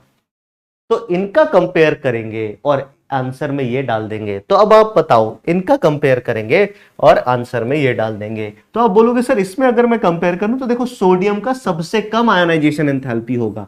सोडियम का सबसे कम आयोनाइजेशन एंथैल्पी होगा। सोडियम का आयोनाइजेशन एंथैल्पी क्या होगा सर? सबसे कम। सबसे कम का मतलब इसका आयोनाइजेशन एंथैल्पी कितना हो गया सर? बोलो बोलो बोलो बोलो बोलो, अबे बताओ। तो आप बोलोगे सर इसका आयनाइजेशन एंथैल्पी सबसे कम, तो ये पहले नंबर पे आएगा। इन दोनों में घपला होता है सर, तो ये आ जाएगा दूसरे नंबर पे, ये आ जाएगा तीसरे नंबर पे, और ये आ जाएगा चौथे नंबर पे। अब यही नंबर ऊपर लिख दो, ये पहला नंबर, ये तीसरा नंबर है, ये दूसरा नंबर है, और ये चौथा नंबर है। ऑर्डर क्या आ गया सर? मैग्नीशियम का सबसे कम हो जाएगा, फिर एल्यूमिनियम का, फिर सॉरी मैग्नीशियम का सबसे कम, फिर सिलिकॉन का, फिर एल्यूमिनियम का, और फिर फास्फोरस का। ये हो गया हमारा ऑर्डर। बोलो बात समझ में आया कि नहीं आया? हाँ सर। लेकिन इसमें नोट एक बात कर लेना, नोट, कि अगर कभी नोबल गैस आ रहा हो, कभी नोबल गैस आए, तो आई मैक्सिमम होगा उसका, आई उसका मैक्सिमम कर देंगे। जैसे अगर इन्हीं सेम एलिमेंट के लिए मैंने बोला compare IE3, compare ionisation enthalpy third, तीसरा आयोनाइजेशन एंथैल्पी इन एलिमेंट का कंपेयर करके मेरे को बताओ, तीसरा आयोनाइजेशन एंथैल्पी मेरे को इन एलिमेंट का कंपेयर करके बताओ। अब देखना, हाँ ये आप कंपेयर करें, तब तक मैं डाउट देख लेता हूं, सर ये Mg से येरो लगाकर, येरो नहीं एरो होता है भाई, लगाकर कैसे लिख रहे हैं, एरो लगाकर लिख नहीं रहे हैं, मैं बोल रहा हूं कि अगर मेरे को IE2 कंपेयर करना है तो हमें मैग्नीशियम +1 को देखना पड़ेगा, इससे हम मैग्नीशियम +2 बना रहे हैं, तो हमें देखना इसको पड़ेगा, इसका इलेक्ट्रॉनिक कॉन्फ़िगरेशन होता है 1s2 2s2 2p, मतलब इसका तो बहुत ज्यादा होता है, आखिरी वैलेंस सेल का इलेक्ट्रॉनिक कॉन्फ़िगरेशन लिखता हूं, है ना, इसका वैलेंस सेल का इलेक्ट्रॉनिक कॉन्फ़िगरेशन लिखता हूं, तो आप बोलोगे सर मैग्नीशियम प्लस के वैलेंस सेल का इलेक्ट्रॉनिक कॉन्फ़िगरेशन 3s1 होगा, और 3s1 एक्चुअली में सोडियम का कॉन्फ़िगरेशन जैसा ही है, सोडियम के जैसा ही है, ठीक है। हाँ चलो बहुत बढ़िया सर, इतना सर ये करेक्ट है क्या, मुझे ऐसा लग रहा है कि सबसेल से डिफिकल्ट होगा और ऑक्सीजन का आयन में पी सबसेल ना हाफ फिल्ड अचीव किया है, हाँ ठीक है, मतलब रीजन वही आ जाएगा बिल्कुल जो हमने पहले पढ़ा था। Sir why B is greater than beryllium, why boron is greater than beryllium, क्योंकि यहाँ पे, ये कहाँ पे पहुंचे हम, क्योंकि यहाँ पे हम IE1 नहीं निकाल रहे हैं, कौन से वाले में, क्योंकि यहाँ पे हम, अरे ये तो लास्ट क्लास बात की थी ना, अबे आप लोग आपने लास्ट क्लास नहीं किया क्या, कौन है, कौन है, सोनू भाई था, ये कौन है ये, नूरी खान जी, ये तो हमने डिस्कस किया है दीदी। बेरिलियम की बात करें तो ये 1s2 ये 2s2, सर बोरोन की बात करें तो 2s2 2p1, सर 2p1 से इलेक्ट्रॉन निकालना ज्यादा आसान होगा, है ना, इससे इलेक्ट्रॉन निकालना ज्यादा आसान होगा, तो ये तो नॉर्मल ऑर्डर था, हाँ सर, लेकिन जब हम यहाँ पे कंपेयर कर रहे थे, मैंने यहाँ पे क्या बेरिलियम को ज्यादा दिया है क्या, मैंने बोला बोरोन ही तो कम है दीदी, देखो ना, why beryllium is greater than B, अरे ये कम है ना, ये 1 है ये 2 है, तो उल्टा ऑर्डर है दीदी, आप क्या लिख रहे हो, देखो मैं भी बोलूं, नहीं सर नहीं दीदी आपने जो लिखा वो गलत है, ये 20 आंसर कैसे आया, अबे मेरे से पूछा है कि the number of find the atomic number of element just below this element will be, मतलब 12 के नीचे कौन सा एलिमेंट आएगा ये पूछा है, 12 के नीचे कैल्शियम BC आता है ना, 12 के नीचे कैल्शियम तो BC आएगा ना, सर IE3 दे दे और पूछे IE1 तब क्या करेंगे, अरे IE3 दे के IE1 क्यों पूछेगा बे, IE1 तो तेरे को पता ही है, तो कुछ मत देखना, तो तू ट्रेंड देख लेना पीरियोडिक टेबल में बस, तो तू ट्रेंड देख लेना पीरियोडिक टेबल में, इसका क्या आंसर हो जाएगा सर, तो अब देख कंपेयर करना में IE3, तो IE3 कंपेयर का मतलब है हम इसको कितने प्लेस पीछे लेके जाएंगे सर, हम इसको 2-2 प्लेस पीछे लेके जाएंगे, है ना, हम इसको 2-2 प्लेस पीछे करेंगे, 2 प्लेस, तो मैग्नीशियम क्या बन जाएगा, आप बोलोगे सर मैग्नीशियम अब बन जाएगा 2 प्लेस पीछे जाके नियॉन, सर एल्यूमिनियम क्या बन जाएगा सोडियम, सर सिलिकॉन क्या बन जाएगा मैग्नीशियम, सर फास्फोरस क्या बन जाएगा एल्यूमिनियम, अब आप बोलोगे इन दोनों में घपला है सर, इन दोनों में घपला है, और ये बन गया नोबल गैस, और जो नोबल गैस बन गया उसको तो जिता दो सर, ये सबसे ज्यादा होगा तो ये 4 नंबर पे आ गया, इसकी बात करें तो ये 1 नंबर पे आएगा, ये 2 नंबर पे आएगा, और ये 3 नंबर पे आएगा, ये नंबर ऊपर लिख दो सीधा, ये सबसे ज्यादा चौथे नंबर पे, ये सबसे कम बीच में ये, और फिर ये, तो ऑर्डर क्या हो गया सर, आप बोलेंगे एल्यूमिनियम से ज्यादा फास्फोरस से ज्यादा सिलिकॉन से ज्यादा मैग्नीशियम, ये हो गया इसका करेक्ट ऑर्डर, ये हो गया इसका करेक्ट ऑर्डर, समझ गए, ये हो गया इसका करेक्ट ऑर्डर, क्लियर है, आगे बढ़ जाए क्या बताइए, क्या हम आगे बढ़ जाए, हाँ, तो जिनको ये बात, जिन्होंने पहले से क्लासेस की होगी उनको ये बातें चमकेगी, हाँ जो लोग आ जाएंगे क्लास में कि सोचेंगे अरे आज ही पढ़ के हम डॉक्टर बन लेंगे, उनसे नहीं हो पाएगा भाई, पहले बता दे रहा हूं, हाँ चलिए, तो ये हो गया हमारा आयोनाइजेशन एंथैल्पी का पार्ट, पूरा आयोनाइजेशन एंथैल्पी से कभी कभी ना, कभी कभी आपको इलेक्ट्रॉनिक कॉन्फ़िगरेशन देके भी सवाल पूछ लेगा, इलेक्ट्रॉनिक कॉन्फ़िगरेशन देकर के सवाल अगर पूछेगा तो कर लोगे ना, जैसे मान लो मैंने पूछा क्वेश्चन, एक सवाल और कर लेते हैं, क्वेश्चन है द करेक्ट ऑर्डर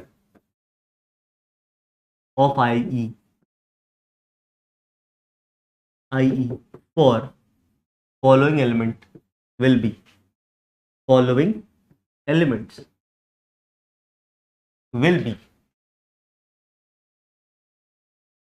अब यहां पे क्या किया सर, आपको ना एलिमेंट का नाम नहीं दिया, इन्होंने इलेक्ट्रॉनिक कॉन्फ़िगरेशन दे दिया। जैसे मैंने लिखा 1s2 2s2 2p3 बी में 1s2 2s2 2p6 3s2 3p3।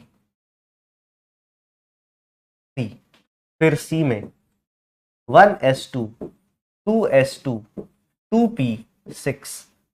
फिर डी में 1s2 2s2 2p5। अब ये चार एलिमेंट दे दिए और आपसे ऑर्डर पूछ लिया, द करेक्ट ऑर्डर इज, जैसे ऑप्शन दे दिया the correct order will be, option 1 में दे दिया, मैंने ऑप्शन 1 दे दिया, 1 में बोला बी, बी से ज्यादा ए से ज्यादा क्या कहते हैं आपका सी, फिर डी। फिर ऑप्शन 2 दे दिया ए से ज्यादा बी से ज्यादा सी से ज्यादा डी। फिर ऑप्शन 3 दे दिया है ना, बी से ज्यादा ए से ज्यादा डी से ज्यादा सी। फिर ऑप्शन 4 दे दिया कि डी से ज्यादा सी से ज्यादा ए से ज्यादा बी। ऐसे चार ऑप्शन दे दिया और आपसे पूछ लिया इसमें कौन सा करेक्ट ऑर्डर होगा। तो ऐसे सवाल कर सकते हैं क्या, ऐसे सवाल करके बता क्या आंसर आएगा, तुरंत मेरे को आंसर दो, तुरंत मेरे को आंसर दो। चलो पोल चालू करते हैं, बताइए क्या आंसर आएगा। चलिए फटाफट देखते हैं क्या आंसर आएगा, तब तक मैं डाउट्स ले लेता हूं, कुछ कोमल डाउट्स ले लेता हूं। सर समझ नहीं आ रहा है, क्या करें, पढ़ाई करना होगा वर्मा जी, ऐसे थोड़ी चलेगा। अगर आप शुरू से पढ़ाई करोगे तो धीरे धीरे समझ में आएगा। और पहली बात, जैसे मैंने एक कमेंट देखा था कल ना, मैं कमेंट पढ़ रहा था आपका, एक बच्चा लिखता है कि सर हमारा ना दिमाग इतना ज्यादा नहीं है, हमको इतना ज्यादा जल्दी समझ नहीं आता। मैंने बोला भाई तेरे को किसने ये दिमाग में बातें डाल दी। देख कुछ लोग ऐसे होते ना, उनको समाज ने बोल रखा कि तू गधा है, तो वो फील भी करते हैं कि अरे मैं तो गधा हूं, मैं इतनी जल्दी कैसे समझ सकता हूं। अब उनको अगर कुछ समझ में आएगा तो भी वो नहीं समझने को तैयार है ना। अब अगर उनको कुछ समझ में आएगा तो भी वो नहीं समझने को तैयार है। ये वाला जो है ना, ये वाला डाउट हमने 4 सवाल करके किया, इसके बाद अगले 2 पेज में 4 सवाल किए, 4 क्या 5 सवाल किए, इसको लेकर के 5 पूरे सवाल करके हमने किया है। एक बार अगर आप उसको थोड़ा थोड़ा क्रोनोलॉजी समझना चालू करोगे तो ये चीजें होने लगेंगी। सर टेंशन नहीं लेना है ना। सर प्लीज प्लीज बताएं 20 कैसे हुआ। 20 वाला तो मैंने बता ही दिया भाई कि हमें नीचे वाले एलिमेंट का पूछा था, उस एलिमेंट की बात नहीं की थी, तभी तो ये एक स्टेप ऊपर वाला सवाल था ना। मैंने बोला एक बार नॉर्मल सवाल करेंगे, फिर एक बार एक स्टेप ऊपर चलेंगे, तो एक स्टेप ऊपर में मैंने उस एलिमेंट की बात नहीं की, उसके आसपास के एलिमेंट की बात कर ली। सर वैलेंस इलेक्ट्रॉन 2 कैसे हुआ, एक बार एक्सप्लेन कर दो। जहां पे सबसे ज्यादा चेंज आया यहां से यहां, जैसे ये आसानी से निकाल सकते हैं, दूसरा इलेक्ट्रॉन भी आसानी से निकाल सकते हैं, तीसरे इलेक्ट्रॉन निकालने में हमारे पसीने छूट गए। इसका मतलब है दूसरा इलेक्ट्रॉन निकालने के बाद वैलेंस मतलब नोबल गैस कॉन्फ़िगरेशन आ गया, तो वैलेंस इलेक्ट्रॉन 2 हो गया। सर कैसे पता चला वैलेंस इलेक्ट्रॉन, प्रजापति जी इसके पहले ही एक टेबल बनाया था, उस टेबल में IE1 IE2 कंपेयर कराया था कि अगर IE1 से बहुत ज्यादा IE2 हो जाए तो एक इलेक्ट्रॉन होता है, अगर IE2 से बहुत ज्यादा IE3 हो जाए तो 2 वैलेंस इलेक्ट्रॉन होते हैं। और इस केस में IE2 से बहुत ज्यादा है ना, जैसे IE2 से बहुत ज्यादा IE3 है तो हमारे पास 2 वैलेंस इलेक्ट्रॉन। बहुत ज्यादा इलेक्ट्रॉन का मतलब है उसने नोबल गैस कॉन्फ़िगरेशन अटेन कर लिया होगा, और नोबल गैस कॉन्फ़िगरेशन कितने इलेक्ट्रॉन निकालने के बाद अटेन किया, इससे हमें उसका ग्रुप नंबर पता लग जाएगा। सर प्लीज रिपीट कर दो, ये तो अपन ने कर लिया था, ये तो अपन ने 5-6 बार कर लिया ना इसको। हाँ इसको भी रिपीट कर दिया था, इसको तो 5-6 बार बता दिया, बट फिर बता देता हूं। ये मैं बस इतना बता रहा था कि जब आप इलेक्ट्रॉन निकालोगे और जैसे ही आपने नोबल गैस कॉन्फ़िगरेशन अटेन किया, उसके बाद इलेक्ट्रॉन निकालना बहुत ज्यादा डिफिकल्ट हो जाएगा सर। उसके बाद इलेक्ट्रॉन निकालना बहुत ही ज्यादा डिफिकल्ट हो जाता है, नेक्स्ट टू इम्पॉसिबल होता है, तो बहुत एनर्जी लगती है ना। सर ग्रुप में समझ नहीं आया, ग्रुप में क्या किया मैंने जो समझ में नहीं आया। अरे ग्रुप कैसे, जितना अबे वैलेंस इलेक्ट्रॉन के हिसाब से ग्रुप होता है भाई, डॉक्टर नाम में पहले लगा लिया है ना। अबे जितने वैलेंस इलेक्ट्रॉन है, मैंने तेरे को बोला 4 वैलेंस इलेक्ट्रॉन है, तो इसमें ग्रुप नंबर क्या समझना, इसका सही आंसर क्या हो जाएगा सर देख लेते हैं। तो ऐसे सवालों में आप क्या करेंगे, एलिमेंट को पहचानो। किसको पहचानो, एलिमेंट को पहचानो। तो आप बोलोगे सर ये कौन सा एलिमेंट है, ये है अपना नाइट्रोजन वा, ये कौन सा एलिमेंट है फास्फोरस वा, ये कौन सा एलिमेंट है, तो आप बोलो दा दा दा दा दा दा, तो आप बोलोगे सर ये है अपना नियोन वा, और ये कौन सा एलिमेंट है सर, ये कौन सा एलिमेंट है सर, ये है फ्लोरीन वा। अब अगर मेरे को इसमें कंपेयर करना है तो मुझे पता भैया नियोन को जिता दो आंख बंद करके, नियोन जीतना चाहिए, सी सी सी सी सी, खत्म आंसर। मतलब तीसरा आंसर हो जाएगा इसका, है ना। इसका आंसर तीसरा हो जाएगा। 68% लोगों ने सही आंसर दिया। प्रियांशु ने सही आंसर दिया, राहुल ने सही आंसर दिया, अमित ने सही आंसर दिया, योगेश ने सही आंसर दिया और आरका मित्रा ने सही आंसर, मतलब ये कुछ है जो जिन्होंने सही आंसर दिया, वैसे तो बहुत सारे लोगों ने करेक्ट आंसर दिया होगा। तो अब इसकी बात करें तो कैसे चेक करेंगे सर? सुनो सर, सबसे पहले अगर हम अरेंज करें तो ये कुछ इस तरीके से एलिमेंट है। ऐसे सवालों को ना पीरियोडिक टेबल में अरेंज कर लिया करो। सर ये है नाइट्रोजन, नाइट्रोजन के आगे एक एलिमेंट आएगा, फिर आएगा फ्लोरीन, फिर आएगा नियॉन, नाइट्रोजन के नीचे आएगा फास्फोरस। तो अगर मैं आपसे पूछूं नाइट्रोजन और फास्फोरस में किसकी आयनाइजेशन एंथैल्पी ज्यादा होगी, तो आप बोलोगे सर नीचे जाते हैं आयनाइजेशन एंथैल्पी कम होती है। इसका मतलब नाइट्रोजन फास्फोरस में नाइट्रोजन की ज्यादा, फिर नाइट्रोजन फ्लोरीन में फ्लोरीन की ज्यादा। सर याद रखना नाइट्रोजन और ऑक्सीजन में घपला होता है, नाइट्रोजन फ्लोरीन में कोई घपला नहीं होता है। फिर मैंने पूछा फ्लोरीन नियॉन में, नियॉन की ज्यादा। सर तो ये ऑर्डर क्या हो गया देख लेते हैं। ददा ददा ददा, फास्फोरस वाज बी, है ना, nitrogen was A, fluorine was D and this was C. तो बी ए डी सी, ये क्या ऑर्डर हो गया sir? B A D C, जो कि तीसरे ऑप्शन में था। हमने केवल एक चीज कंपेयर करके कर दिया, हाँ केवल एक चीज कंपेयर करके कर दिया। चलिए इसके बाद अपनी कॉपी पे हेडिंग डालिए, लिखिए अगला पीरियोडिक प्रॉपर्टी। इसके बाद अपनी कॉपी पे हेडिंग डालिए, लिखिए नेक्स्ट पीरियोडिक प्रॉपर्टी, जिसका नाम है इलेक्ट्रॉन गेन एंथैल्पी, या फिर दो नाम से हम पढ़ेंगे, दोनों पीरियोडिक प्रॉपर्टीज को एक साथ पढ़ेंगे। लिखिए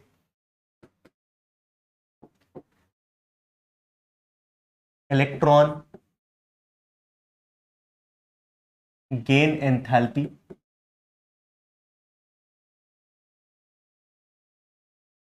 जिसको EGE बोलते हैं, या फिर इलेक्ट्रॉन एफिनिटी।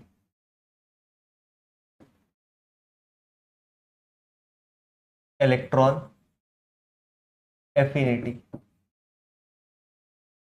जिसको हम EA से रिप्रेजेंट करते हैं, जिसको हम EA से रिप्रेजेंट करते हैं। तो ये दो अगली पीरियोडिक प्रॉपर्टीज हैं हमारी, ये दो अगली पीरियोडिक प्रॉपर्टीज हैं हमारी, electron gain enthalpy and electron affinity. Electron gain enthalpy and electron affinity. थोड़ी देर चैट बंद करते हैं क्योंकि अब पढ़ते हैं, थोड़ा ध्यान करते हैं, फोकस मोड पे आते हैं सर। अगर हम बात करें इलेक्ट्रॉन गेन एंथैल्पी और इलेक्ट्रॉन एफिनिटी पे, तो सबसे पहले मैं आपको डेफिनेशन लिखा दूंगा किसका?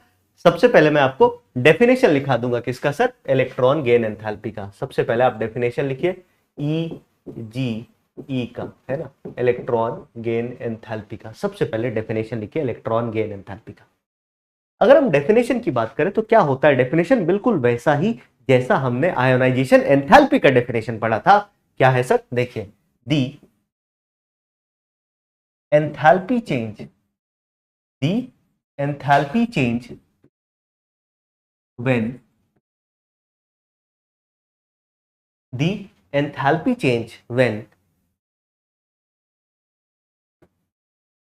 1 mole of an isolated gaseous atom, isolated gaseous atom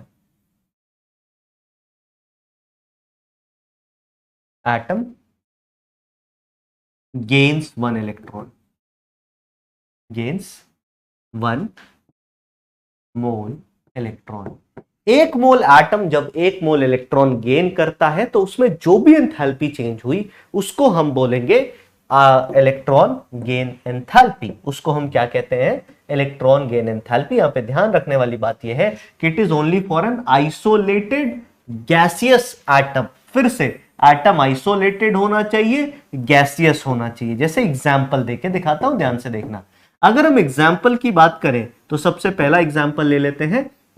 मान लो मैंने लिया Cl chlorine gaseous atomic state में, इसको मैंने एक इलेक्ट्रॉन गेन करवाया, इसने हमें बना के दिया Cl माइनस गैसियस। इस यहां पे इस रिएक्शन में जो एंथैल्पी चेंज हुई डेल्टा H, इसको मैं EGE लिख सकता हूं, मतलब इलेक्ट्रॉन गेन एंथैल्पी लिख सकता हूं।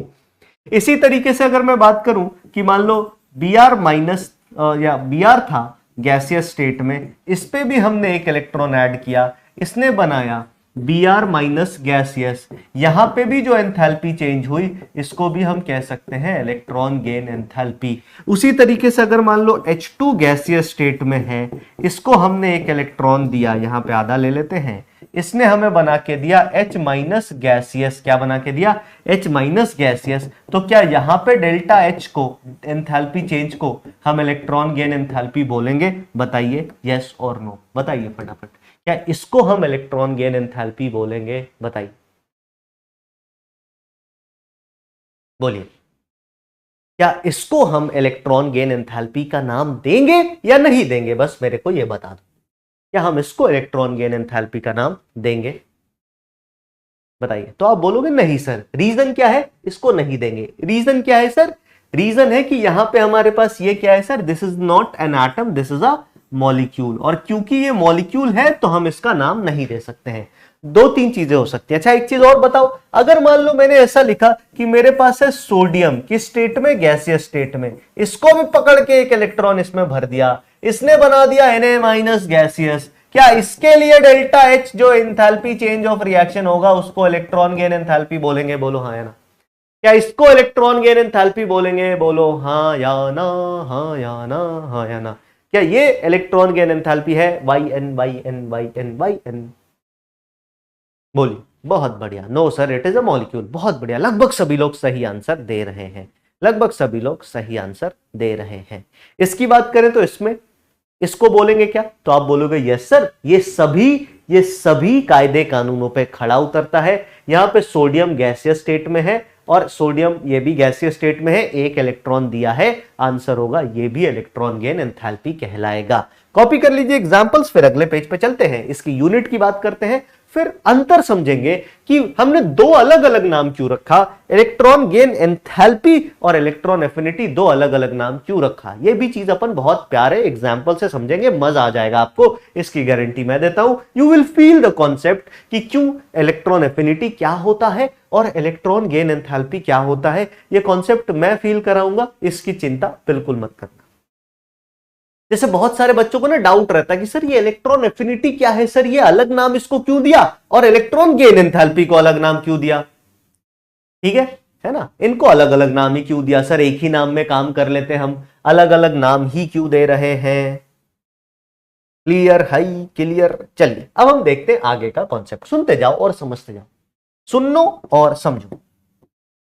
अगर हम बात करें, अगर हम यहां से आगे बात करते हैं तो देखिए, सबसे पहले इसकी जो यूनिट होगी वो क्या होगी सर? इसकी दो तीन यूनिट कॉमनली यूज करते हैं, जिसमें सबसे पहली यूनिट जो है वो क्या है सर? किलो जूल पर मोल। क्योंकि एंथैल्पी चेंज है तो किलो जूल पर मोल, और ज्यादा यूज करते हैं इलेक्ट्रॉन वोल्ट पर एटम। ये दो unit most commonly used unit है। कैलोरी में भी आप कर सकते हो, बट ये मोस्ट कॉमनली यूज्ड यूनिट है, सबसे पहला। दूसरे पॉइंट की अगर हम बात करें तो दूसरे पॉइंट पे हम बात करेंगे कि अगर किसी एटम को हम बार बार इलेक्ट्रॉन दे रहे हैं, अगर किसी एटम को हम बार बार इलेक्ट्रॉन दे रहे हैं, जैसे एग्जांपल के लिए है ना, हम बात करेंगे किसकी सर? एग्जांपल लेकर के हम बात करेंगे successive electron gain enthalpy, successive electron gain enthalpy की। सक्सेसिव इलेक्ट्रॉन गेन एंथैल्पी क्या होती है? तो जैसे मान लो ए हमारे पास एटम है, ये गैसियस स्टेट में था, इसको हमने एक इलेक्ट्रॉन चिपकाया, इसने ए माइनस गैसियस बनाया, इस रिएक्शन में जो एंथैल्पी चेंज हुई इसको हमने बोल दिया भैया यो है इलेक्ट्रॉन गेन एंथैल्पी। फिर हमने बोला अच्छा एक काम करते हैं, ए माइनस गैसियस को एक और इलेक्ट्रॉन फेंक के मारा, इसने लिया इलेक्ट्रॉन, A2 माइनस बना डाला, इस रिएक्शन की एंथैल्पी चेंज को हम बोलेंगे इलेक्ट्रॉन गेन एंथैल्पी 2। फिर A2 माइनस गैसियस को एक और इलेक्ट्रॉन फेंक के मारा, इसने A माइनस 3 गैसियस बना डाला, इस रिएक्शन की एंथैल्पी चेंज को भी हम बोलेंगे इलेक्ट्रॉन गेन एंथैल्पी। अब ये तीनों को इलेक्ट्रॉन गेन एंथैल्पी अगर बोलेंगे तो आपको क्या प्रॉब्लम होगी? सबसे पहली प्रॉब्लम ये होगी सर कि अबे अंतर क्या है इन तीनों में, क्या अंतर है भी या नहीं है? तो आप याद रखना इस बात को, यस सर इन तीनों में अंतर है, इसी के लिए हम इसको इलेक्ट्रॉन गेन एंथैल्पी 1, इसको 2 और इसको 3 बोल देते हैं। इसी के लिए हम इसको electron gain enthalpy 1, electron gain enthalpy 2 और इलेक्ट्रॉन गेन एंथैल्पी 3 बोल देते हैं। मतलब पहला इलेक्ट्रॉन लेने की एंथैल्पी को इलेक्ट्रॉन गेन एंथैल्पी 1, दूसरा इलेक्ट्रॉन लेने की एंथैल्पी को इलेक्ट्रॉन गेन एंथैल्पी 2, तीसरे इलेक्ट्रॉन लेने की एंथैल्पी को इलेक्ट्रॉन गेन एंथैल्पी 3, और ऐसे ही आगे चलती जाएगी कहानी, ऐसे ही आगे चलती जाएगी पूरी की पूरी कहानी। ठीक है, बताइए बताइए बताइए, क्या ये बात क्लियर है? एक एक इलेक्ट्रॉन देते गए, इलेक्ट्रॉन गेन एंथैल्पी सक्सेसिव होते गए। अब यहां पे मैं कुछ आरबीआई लिखा रहा हूं, और बहुत बेहतरीन आरबीआई, ध्यान से देखिएगा, हैशटैग आरबीआई। डायरेक्ट सवाल आएंगे सर इन आरबीआई से, और जब तुम्हारे पेपर में, नीट के पेपर में जिस दिन तुम बैठे होगे, बस इमेजिन कर लेना कि उस दिन अगर ये सवाल आ गया, तुम उसको देख रहे होगे भाई, मुस्कुरा के आंसर टिक करके आओगे कि बोलोगे अबे यार ये तो सब कॉपी से ही दिख रहा है। तो देखिए मैंने क्या बोला, आरबीआई क्या है सुनना, कि in general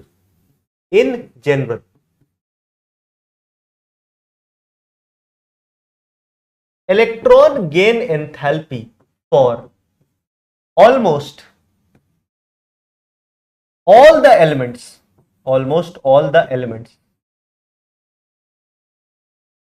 are negative electron gain enthalpy लगभग दुनिया के सभी एलिमेंट के लिए नेगेटिव होती है। नेगेटिव का मतलब है इलेक्ट्रॉन गेन का प्रोसेस, नेगेटिव का मतलब क्या है सर? इलेक्ट्रॉन गेन का प्रोसेस कैसा होता है? एक्सोथर्मिक होता है सर। कैसा होता है? एक्सोथर्मिक। अभी घबराना नहीं है भैया, तुम फील करके जाओगे आज की क्लास में, तुम्हें लग जाएगा कि अरे भैया सर ने कहा फील करा, मजा आ गया सर। अब इलेक्ट्रॉन गेन एंथैल्पी सवाल कहां कहां निकालो, एक साथ ही समेट देंगे सबको, ऐसा है ना, एक साथ ही सबको समेट देंगे, ऐसा हो जाएगा। तो इलेक्ट्रॉन गेन प्रोसेस एक्सोथर्मिक होता है सर ऑलमोस्ट ऑल एलिमेंट के लिए। ऑलमोस्ट का मतलब है कुछ चीजें मैंने छोड़ी है, एक्सेप्ट, है ना, एक्सेप्ट किसके किसके लिए? एक्सेप्ट फॉर, ये बात याद रखना, अभी से लेकर के 1-2 दिनों तक हम ये बात बहुत बार करेंगे, जिसमें सबसे पहला एक्सेप्शन में मैं 3 तरीके का एलिमेंट बताऊंगा, 3 पार्ट में इसको लिखूंगा। सबसे पहला है बेटा मांगे, इन दोनों एलिमेंट के लिए ये पॉजिटिव होता है सर, इनके लिए पॉजिटिव होता है। अच्छा, पॉजिटिव होने का मतलब है इनको इलेक्ट्रॉन जबरदस्ती देना पड़ता है। सेकंड पे अगर हम चले तो नाइट्रोजन, और थर्ड पे अगर हम चले तो श्री 1008 नोबल गैसेस। इन सभी के लिए इलेक्ट्रॉन गेन का प्रोसेस, इन सभी के लिए इलेक्ट्रॉन गेन जो है वो कैसा होता है सर? वो एंडोथर्मिक होता है। कैसा होता है? इन सभी के लिए एंडोथर्मिक होता है। इन सभी एलिमेंट के लिए ये एंडोथर्मिक होता है सर, याद रखना, इन सभी के लिए ये एंडोथर्मिक होता है सर। क्यों एंडोथर्मिक होता है? इसके पीछे का रीजन है सर, अगर हम बेरिलियम और मैग्नीशियम की बात करें तो ये फुली फिल्ड है, अगर हम नाइट्रोजन की बात करें तो ये हाफ फिल्ड है, और नोबल गैस तो भाई क्यों ही इलेक्ट्रॉन लेंगे, जो ऑलरेडी सब कुछ है ना। पूरी दुनिया जिनके जैसा बनना चाहती है, पूरी दुनिया जिनको फॉलो करना चाहती है, वो बेचारे किसी जैसे क्यों बनेंगे? वो तो अपने धुन में ही मस्त है ना, वो तो अपने ही धुन में मस्त है ना। बताओ बताओ बताओ बताओ, बोलो। वो तो अपने ही धुन में मस्त है। तो इसको एक बारी फटाफट कॉपी कर लो, फिर हम इधर आएंगे। तो मैंने क्या बोला सर? मैंने बोला कि देखो यार, in general electron gain enthalpy for almost all the element are negative.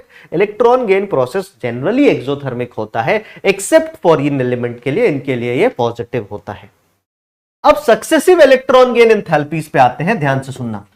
अगर हम ऑर्डर कंपेयर करें, order of successive electron gain enthalpy, ध्यान से सुनिएगा, order of successive EGE,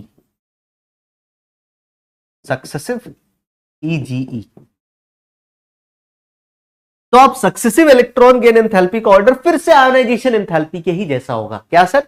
sir electron gain enthalpy 1 की वैल्यू से हमेशा बड़ी, मॉड लगा देंगे क्योंकि ये पॉजिटिव नेगेटिव हो सकता है, इससे हमेशा बड़ी वैल्यू होगी इलेक्ट्रॉन गेन एंथैल्पी 2 की, इससे हमेशा बड़ी वैल्यू होगी इलेक्ट्रॉन गेन एंथैल्पी 3 की। और इस तरीके से ये आगे चलता जाएगा, इस तरीके से ये आगे चलता जाएगा, मतलब वैल्यूज आगे बढ़ती जाएगी, बढ़ती जाएगी, बढ़ती जाएगी, वैल्यूज आगे बढ़ती जाएगी, बढ़ती जाएगी, बढ़ती जाएगी। एक पॉइंट और सर, EG1 में भी पॉजिटिव और नेगेटिव, ये वाली वैल्यू जो है ना भैया, ये वाली वैल्यू में भी पॉजिटिव और नेगेटिव, में भी पॉजिटिव और नेगेटिव, इसकी वैल्यू तो पॉजिटिव नेगेटिव दोनों हो सकती है। EG1 की वैल्यू ऊपर बाकी सभी एलिमेंट के लिए नेगेटिव, इन एलिमेंट के लिए पॉजिटिव। लेकिन ये याद रखना कि हमेशा इलेक्ट्रॉन गेन एंथैल्पी 2 और ये बाकी सभी इलेक्ट्रॉन गेन एंथैल्पी और ऑलवेज पॉजिटिव, ये भाई साहब हमेशा पॉजिटिव होंगे। मतलब किसी एटम में पहला इलेक्ट्रॉन देने में तो एनर्जी रिलीज हो भी सकती है, लग भी सकती है। लगने का मतलब थप्पड़ मार के इलेक्ट्रॉन देना, और रिलीज होने का मतलब कि वो बोल रहा अरे भैया इलेक्ट्रॉन तो दे दो, अरे इलेक्ट्रॉन तो दे दो, मैं तो तैयार हूं, पैसा लेके आया हूं। समझ गए? बात समझे? लेकिन अगर पहला इलेक्ट्रॉन दे दिया, जैसे मैं सबसे प्यारा एग्जांपल देता हूं, समझो तुम इलेक्ट्रॉन को मानो एक गेस्ट, तुम इलेक्ट्रॉन को मानो एक गेस्ट, क्या मानो? गेस्ट मानो, इलेक्ट्रॉन को एक गेस्ट मान लो। अब एक गेस्ट अगर तुम्हारे घर पे आ रहा है तो तुम खुशी खुशी वेलकम करोगी कि अरे आइए, रहिए आराम से, है ना, खेलिए कूदिए सब कुछ। लेकिन वही एक गेस्ट के जगह अगर 5 गेस्ट आ रहे हैं और तुम्हारा मकान है 2 कमरों का जिसमें ऑलरेडी 4 लोग रहते हैं, तो क्या तुम 5 गेस्ट को 6 दिन के लिए रोक के रखना पसंद करोगे? हाँ या ना, बस ये बता दो। क्या तुम 5 गेस्ट को 6 दिन के लिए रोक के रखना पसंद करोगे? हाँ या ना, ये बता दो बस। तो ईमानदार आंसर इसका यही होगा, सर बिल्कुल भी पसंद नहीं करेंगे, हम तो कतई नहीं चाहेंगे कि वो हमारे यहां रुके, हम तो कतई नहीं चाहेंगे कि वो हमारे यहां रुके। क्यों सर? अरे क्यों फालतू का टेंशन लेना? फालतू का टेंशन क्यों ही लेना है? जब वो लोग हैं ही तो हम फालतू का और टेंशन क्यों ले? तो एक इलेक्ट्रॉन आना पॉजिटिव नेगेटिव दोनों हो सकता है। मतलब कुछ ऐसे गेस्ट होंगे जो अकेले आएंगे, तुम खुश हो जाओगे, कुछ ऐसे तुम्हारे गेस्ट होंगे जो आते ही बोलेंगे अच्छा बेटा अभी तक तैयारी ही कर रहे हो, पिछले साल 12वीं में थे, इस साल भी तैयारी कर रहे हो। हाँ, नीट निकालना तो 5 वर्षीय योजना होती है, 5-7 साल तो लग ही जाते हैं नॉर्मल बच्चों को, और तुम तो एकदम ही गधे हो, तुम्हें तो कम से कम 10-12-15 साल तो लगने ही वाले हैं। कोई बात नहीं, अभी तो पहला ही साल है। ऐसे से तो तुम दूर रहना पसंद करोगे ना। वो तो अकेला भी आए तो तुम नहीं चाहोगे, गेट पे तुम बाहर से ताला मार के आ जाओगे कि बोलो कोई नहीं है घर पे। है ना? ठीक है। लेकिन वही कोई गेस्ट ऐसे होंगे, जैसे मान लो तुम्हारे क्या कहते हैं, किसी रिलेटिव का बेटा या बेटी जो तुम्हारे हम उम्र है, जिनके साथ तुम खेलना कूदना करते हो, जिनके साथ तुम्हारा रिलेशन बहुत है, अच्छा है, तो तुम सोचोगे कि अरे यार भैया आ जाते, मजा आ जाता, 2-3 दिन भैया एकदम होता ना। हाँ, जैसे मेरे साथ था कि मेरे मौसी के लड़के थे, वो उस टाइम पे रेलवे में ट्रेनिंग चल रही थी उनकी, तो वो लोग रहते हैं, जैसे मेरी मौसी का जो घर है वो है छत्तीसगढ़ के भिलाई डिस्ट्रिक्ट में, है ना, और मैं रहता था उस टाइम पे धनबाद में। तो उनकी ट्रेनिंग चल रही थी इधर ही, क्या कहते हैं, आसनसोल या कहीं ऐसी जगह पे चल रही थी, मेरे को अभी तो याद नहीं, बहुत पुरानी बात है ये, कम से कम 7-8 साल पुरानी बात है। अब भैया आते थे, भैया लेके बाजार जाते थे, बढ़िया बढ़िया चीजें खिलाते थे, भैया जॉब कर रहे थे यार, पैसे मिलते थे, तो मैं पूरा खुश रहता था कि अरे भैया आएंगे एकदम मस्ती करेंगे, है ना। तो वो वाली बात है, तो वो वाला सीन, वो वाला सिनेरियो है। समझ गए क्या? बताइए, क्या मेरी बात समझ गए? सेम यहाँ पे भी होता है। तो जब पहला इलेक्ट्रॉन आएगा तो हम खुशी खुशी भी एक्सेप्ट कर सकते हैं, दुखी मन से भी एक्सेप्ट कर सकते हैं, लेकिन उसके बाद अगर एक्स्ट्रा इलेक्ट्रॉन आने लगे ना, तो हम कभी खुश नहीं होंगे सर, हम हमेशा दुखी ही रहेंगे। तो हम कभी खुश नहीं रहेंगे, हम हमेशा दुखी ही रहेंगे सर, याद रखिएगा, याद रखिएगा इस बात को। ठीक है, आगे बढ़ जाए क्या? आगे बढ़ जाए। ये सारे पॉइंट्स आपने लिख लिए। अब मैं आपको डिफरेंस समझाता हूं, अब मैं आपको डिफरेंस समझाता हूं, फिर सवाल करेंगे, फिर आज की क्लास एंड करेंगे। डिफरेंस, सवाल और फिर आज की क्लास एंड। 2 टर्म डिफाइन किया हमने। सबसे पहला टर्म हमने डिफाइन किया इलेक्ट्रॉन एफिनिटी। पुराने जमाने में सिर्फ और सिर्फ इलेक्ट्रॉन एफिनिटी ही यूज किया जाता था। किसको यूज करते थे सर? Electron affinity. नए जमाने की बात है, अरे नए जमाने की बात है, हम आजकल यूज करते हैं इलेक्ट्रॉन गेन एंथैल्पी। सर पुराने जमाने में जब चिट्ठी, खत, संदेश कबूतर के पैरों पे बांध करके भेजा करते थे, तब हम यूज करते थे इलेक्ट्रॉन एफिनिटी, है ना। पुराने जमाने में जब डांस वगैरह देखने के लिए हमें विशेष क्या कहते हैं ऑडिटोरियम वगैरह में जाना पड़ता था, कहीं विशेष कार्यक्रम हुआ वहीं देखने को मिलता था, तब हम निकालते थे इलेक्ट्रॉन एफिनिटी। आज के जमाने में जब इंस्टाग्राम और टिकटॉक पे ही सारी चीजें मिल जाती है, तो हम निकालते हैं इलेक्ट्रॉन गेन एंथैल्पी। अब यहां पे क्या मतलब है इसका, सुनो ध्यान से। अब यहां पे क्या मतलब है इनका, ध्यान से सुनो। अगर हम बात करें एफिनिटी, तो एफिनिटी शब्द का मतलब क्या होता है बताइए? एफिनिटी शब्द का मतलब होता है चाहत। हाँ, है ना, उसे पाने की चाहत, न कभी थी, न कभी है, न कभी होगी। तो एफिनिटी का मतलब क्या है सर? चाहत। अब जो मैं कह रहा हूं उसको सुनना। अगर किसी चीज की एफिनिटी है ना, अगर किसी भी चीज की एफिनिटी है हमें, अगर किसी भी चीज की एफिनिटी है इसका मतलब उस चीज की चाहत है, और अगर उस चीज की चाहत है, तुम्हें कोई चीज पसंद है, तो उसको हम डिनोट करेंगे पॉजिटिव से। किससे डिनोट करेंगे? पॉजिटिव से। जो मैं कह रहा हूं उसको ध्यान से सुनते और समझते जाना, क्योंकि अभी चेंज हो जाएगा, साइन बदलेगा सर। अगर तुम्हें किसी भी चीज की एफिनिटी नहीं है, किसी भी चीज की, क्या भाई इलेक्ट्रॉन की बात करने, अगर तुम्हें इलेक्ट्रॉन की एफिनिटी नहीं है, मतलब तुम्हें क्या, किसी एटम को इलेक्ट्रॉन की एफिनिटी नहीं है, तो हम एफिनिटी के केस में उसको कैसे रिप्रेजेंट करेंगे सर? तो देखो, एफिनिटी नहीं होना दो तरीके का हो सकता है। एफिनिटी नहीं होना दो तरीके का हो सकता है। मैं एग्जांपल देता हूं, जैसे मैं वेजिटेरियन हूं, है ना, मैं वेजिटेरियन हूं, तो मान लो मैं एक टेबल पे बैठ के खा रहा हूं, मेरे सामने वेजिटेरियन खाना है, और मेरे टेबल पे एक स्थान छोड़ के, दो प्लेस छोड़ के कोई दूसरा आदमी है जो नॉन वेज खा रहा है, तो मेरे को कोई फर्क नहीं पड़ता जब तक वो मेरी थाली में उंगली नहीं करता, मतलब होता ना, मेरे खाने में मेरे को तंग नहीं कर रहा, मेरे को कोई फर्क नहीं पड़ता। भाई तू बकरा काट के खा, है ना, तू केकड़ा खा, जो मर्जी खा भाई, मेरे को खाने दे चुपचाप, मेरे को चुपचाप खाने दे। ठीक है, समझ गए क्या? क्या मेरी बात समझे आप? बताइए।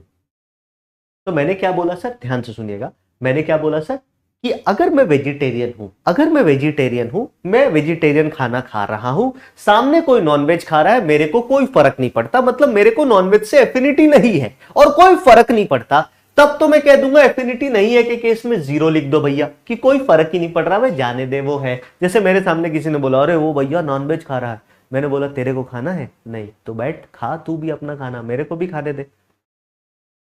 लेकिन वही अगर मैं बोलूं कि कोई, कुछ बंदे ऐसे भी होते हैं, मैं भी ऐसा था, कभी हुआ होगा, लेकिन इंजीनियरिंग कॉलेज में जाने के बाद ये सारी चीजें खत्म हो जाती है। मतलब जब आप हॉस्टल में बैठ के खाते हो ना, वहां पे इतने ऑप्शन नहीं होते भाई, वहां पे तुम इतने प्रिविलेज नहीं होगे कि अरे वेज के लिए एकदम ही अलग से तुमको कहीं और बैठा खिलाएंगे। वहां तो वहीं पे खा रहा, हो सकता है तुम्हारे जैसे इधर से चिकन खा रहा, उधर तुम्हारे प्लेट में रसगुल्ला रखा, वही टच कर देगा ऐसे। तो या तो तुम उसको धो के खाने वाले बन जाओ कि नहीं मैं तो खाऊंगा, धो के खाऊंगा, या तो तुम टच कर दिया, तुम छोड़ दिया, तो अब हर दिन टच करेगा है ना। तो कुछ लोग ऐसे भी होते हैं, कुछ लोग ऐसे, पुराने जमाने में ऐसे बहुत सारे लोग मिलते थे, मैं मानता हूं उस टाइम पे चीजें करना आसान थी। तो कुछ लोग ऐसे होंगे कि अगर ये नॉनवेज खा रहा ना, ये भाई साहब उठ के चला जाएगा, मतलब नफरत करता है ये, इस नफरत करता है कि नहीं मेरे आसपास नहीं होना चाहिए। और अगर तुम नफरत करते हो तो मैं एफिनिटी को नेगेटिव साइन के साथ रिप्रेजेंट कर दूंगा।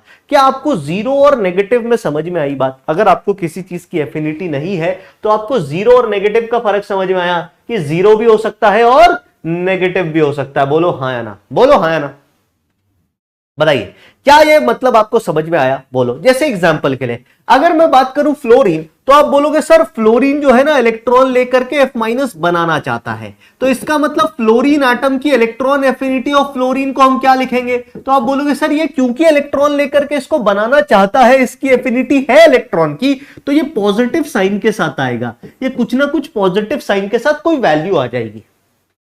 अबे हाँ ना, यस सर, हाँ ना, यस सर, ठीक है।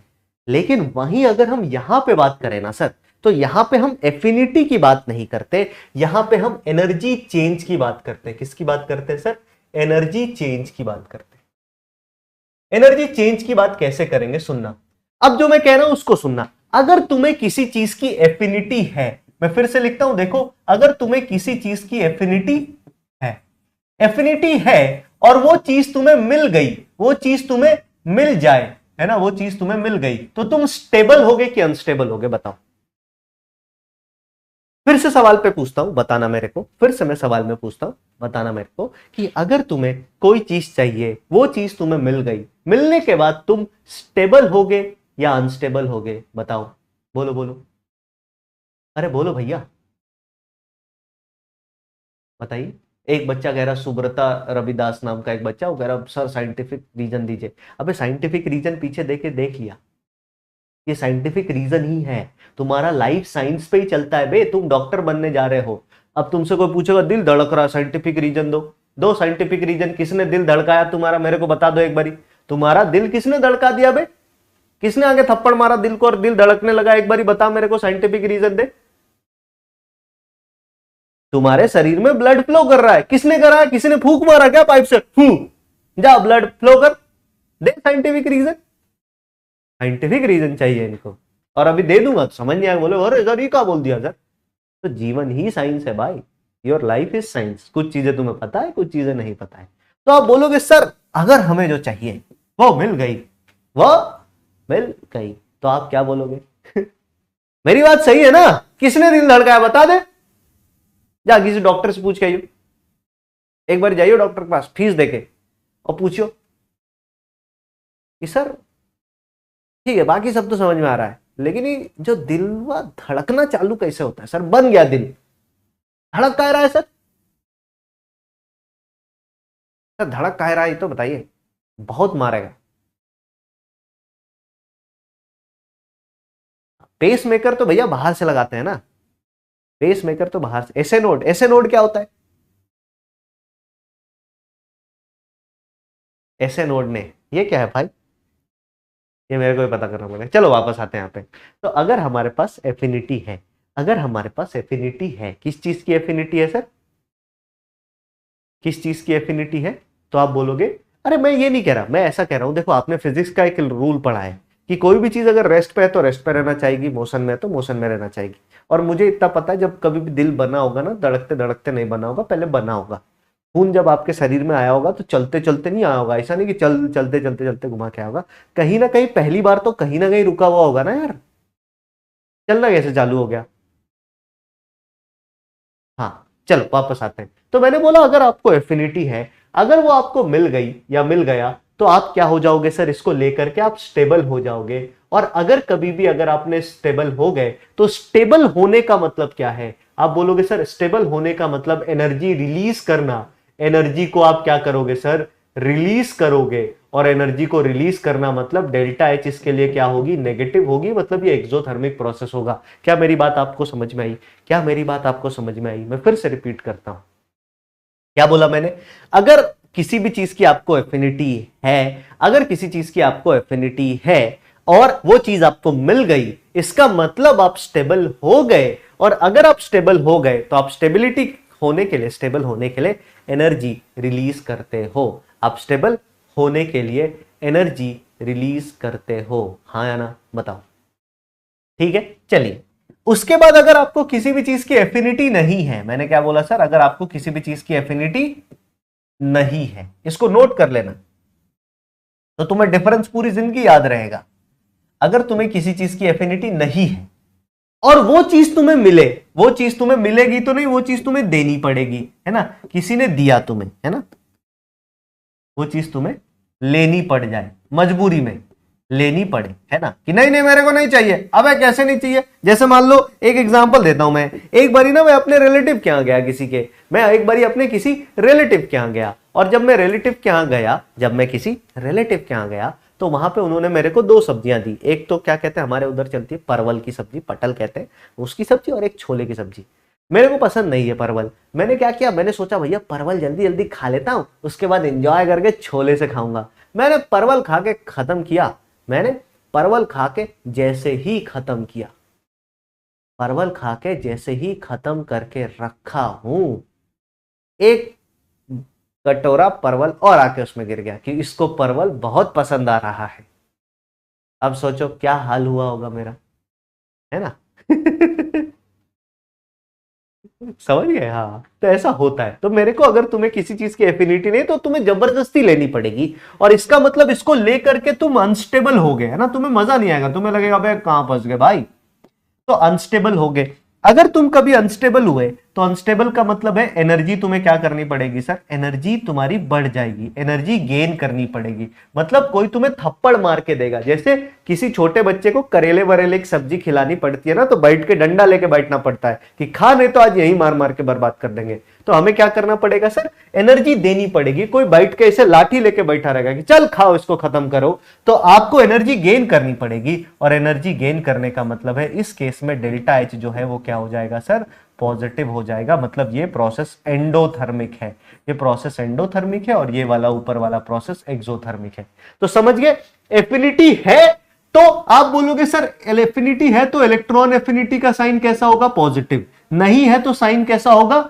नहीं है तो इलेक्ट्रॉन एफिनिटी का साइन या तो नेगेटिव होगा या जीरो होगा। वही अगर हम बात करें कि, यही अगर हम बात करें किसकी सर? इलेक्ट्रॉन गेन मतलब एक तो एफिनिटी हो गया और दूसरा अगर हम बात करें इलेक्ट्रॉन गेन एंथैल्पी की, तो आप बोलोगे अगर एफिनिटी है तो ये साइन नेगेटिव आ रहा है, अगर एफिनिटी नहीं है तो ये साइन पॉजिटिव आ रहा है। क्या मेरी बात अब आपको समझ में आई? क्या मेरी बात अब आपको समझ में आई? बोलो हाँ या ना। क्या मेरी बात अब आपको समझ में आई? बोलो हाँ या ना।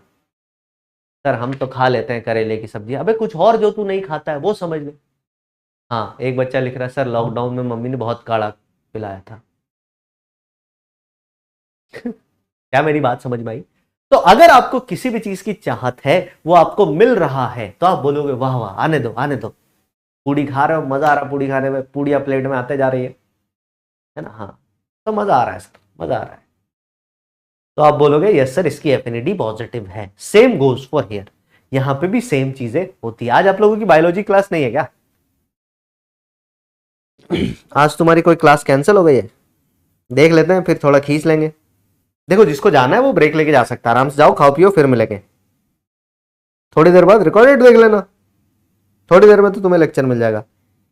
नहीं यार है तो क्लास, क्या ही बोल रहे हो। चलो फिर इसी के साथ यहीं पे आज क्लास एंड करते हैं, इसी के साथ यहीं पे आज क्लास एंड करते हैं, है ना? कुछ कुछ ग्राफ्स और कुछ टेबल्स में छोड़ के जा रहा हूं एनसीईआरटी से। जैसे ये टेबल किसका है सर? ये टेबल है एटॉमिक साइज और एटॉमिक रेडियस और एटॉमिक नंबर का। एनसीईआरटी के कुछ ग्राफ्स हैं ऐसे ही बस देखने के लिए।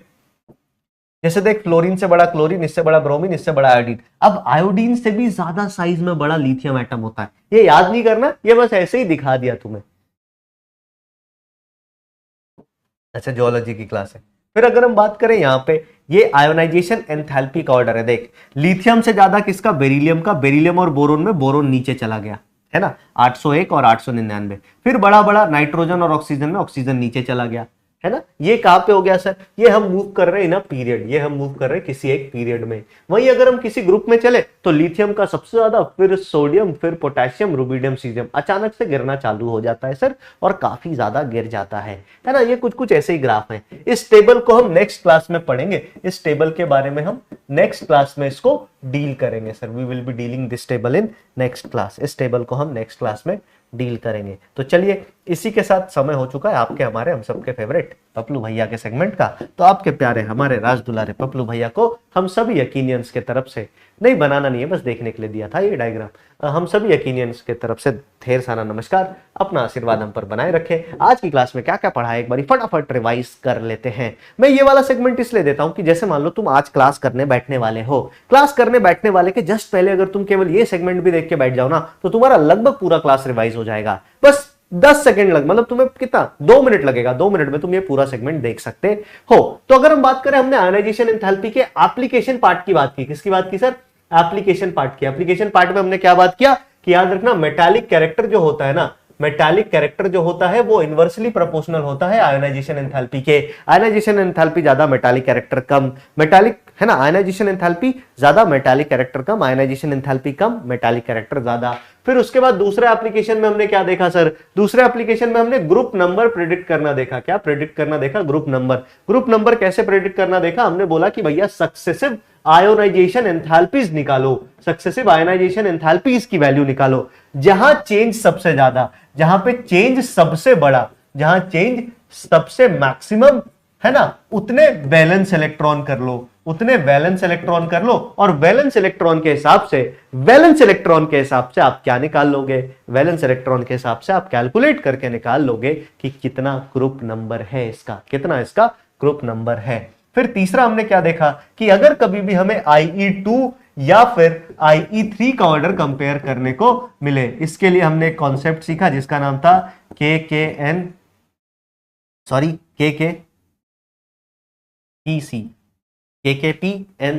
किसी को पता नहीं चलना चाहिए कॉन्सेप्ट। हम क्या करेंगे सर? जो आयोनाइजेशन एंथैल्पी सेकंड निकालनी है तो 1 प्लेस पीछे करेंगे, थर्ड निकालनी है तो 2 प्लेस पीछे करेंगे, उसको ऑर्डर कंपेयर करेंगे और ऑर्डर को मैप करके, मतलब आंसर वो जो ऑर्डर कंपेयर किया वो नहीं, उसको ऊपर वाले एलिमेंट में नंबर करके उसको कमेंट कर देंगे, हमारा आंसर आ जाएगा सर। इसके बाद हमने फिर आगे हम कहां चले सर? फिर हमने कुछ क्वेश्चंस प्रैक्टिस किए, ढेर सारे, इसी इन सब टॉपिक के साथ भी क्वेश्चन किए और अलग से भी 1 आध 2 सवाल किए कि कैसे कैसे सवाल आपको देखने को मिल सकते सकते हैं। फिर हम बात कर रहे थे किसकी सर, इलेक्ट्रॉन गेन एंथैल्पी की, इसके डेफिनेशन के बारे में पढ़े। फिर इलेक्ट्रॉन गेन एंथैल्पी और इलेक्ट्रॉन एफिनिटी की बात की। अगर इलेक्ट्रॉन गेन एंथैल्पी नेगेटिव होगा, इसका मतलब एलिमेंट इलेक्ट्रॉन लेकर के स्टेबल होगा, तो इसका इलेक्ट्रॉन एफिनिटी पॉजिटिव आ जाएगा। अगर कभी भी इलेक्ट्रॉन गेन एंथैल्पी पॉजिटिव होगा, इसका मतलब एलिमेंट इलेक्ट्रॉन नहीं लेना चाहेगा, हमें मारपीट के इलेक्ट्रॉन देना पड़ेगा, तो उस केस में इलेक्ट्रॉन एफिनिटी नेगेटिव या फिर जीरो आता है। अगली क्लास में हम trend of electron affinity, electron negativity, electron affinity और इलेक्ट्रॉन गेन एंथैल्पी की बात करेंगे। और साथ ही साथ अगर मैं बताऊं तो यहां पे हमने और भी कुछ छोटी मोटी बातें सीखी थी। So that's all. छोटी मोटी बातें कैसी सर, जैसे सक्सेसिव इलेक्ट्रॉन गेन एंथैल्पी की अगर हम बात करें तो लगभग सभी एलिमेंट के लिए इलेक्ट्रॉन गेन एंथैल्पी जो है वो क्या होता है सर, नेगेटिव होता है। पॉजिटिव कुछ ही एलिमेंट के लिए होता है। किसके किसके लिए सर, तो आप बोलोगे बेटा, मांगे, बेरिलियम, मैग्नीशियम, नाइट्रोजन और श्री 1008 नोबल गैसेस, इनके लिए पॉजिटिव होता है। बाकी सभी के लिए ये पहली इलेक्ट्रॉन गेन एंथैल्पी नेगेटिव और इसके बाद की इलेक्ट्रॉन गेन एंथैल्पी हमेशा पॉजिटिव होती है और वैल्यू में भी ज्यादा होती है। इस कॉन्सेप्ट से रिलेटेड अगली क्लास में हम बहुत मजेदार सवाल करेंगे। इस कॉन्सेप्ट से रिलेटेड अगली क्लास में हम बहुत मजेदार सवाल करेंगे। यहां तक आपके टेस्ट में आएगा। मिलते हैं हम अगले क्लास में, तब तक ले बाय बाय, टेक केयर, ध्यान रखें और खूब मन लगा के पढ़ाई करते रहें।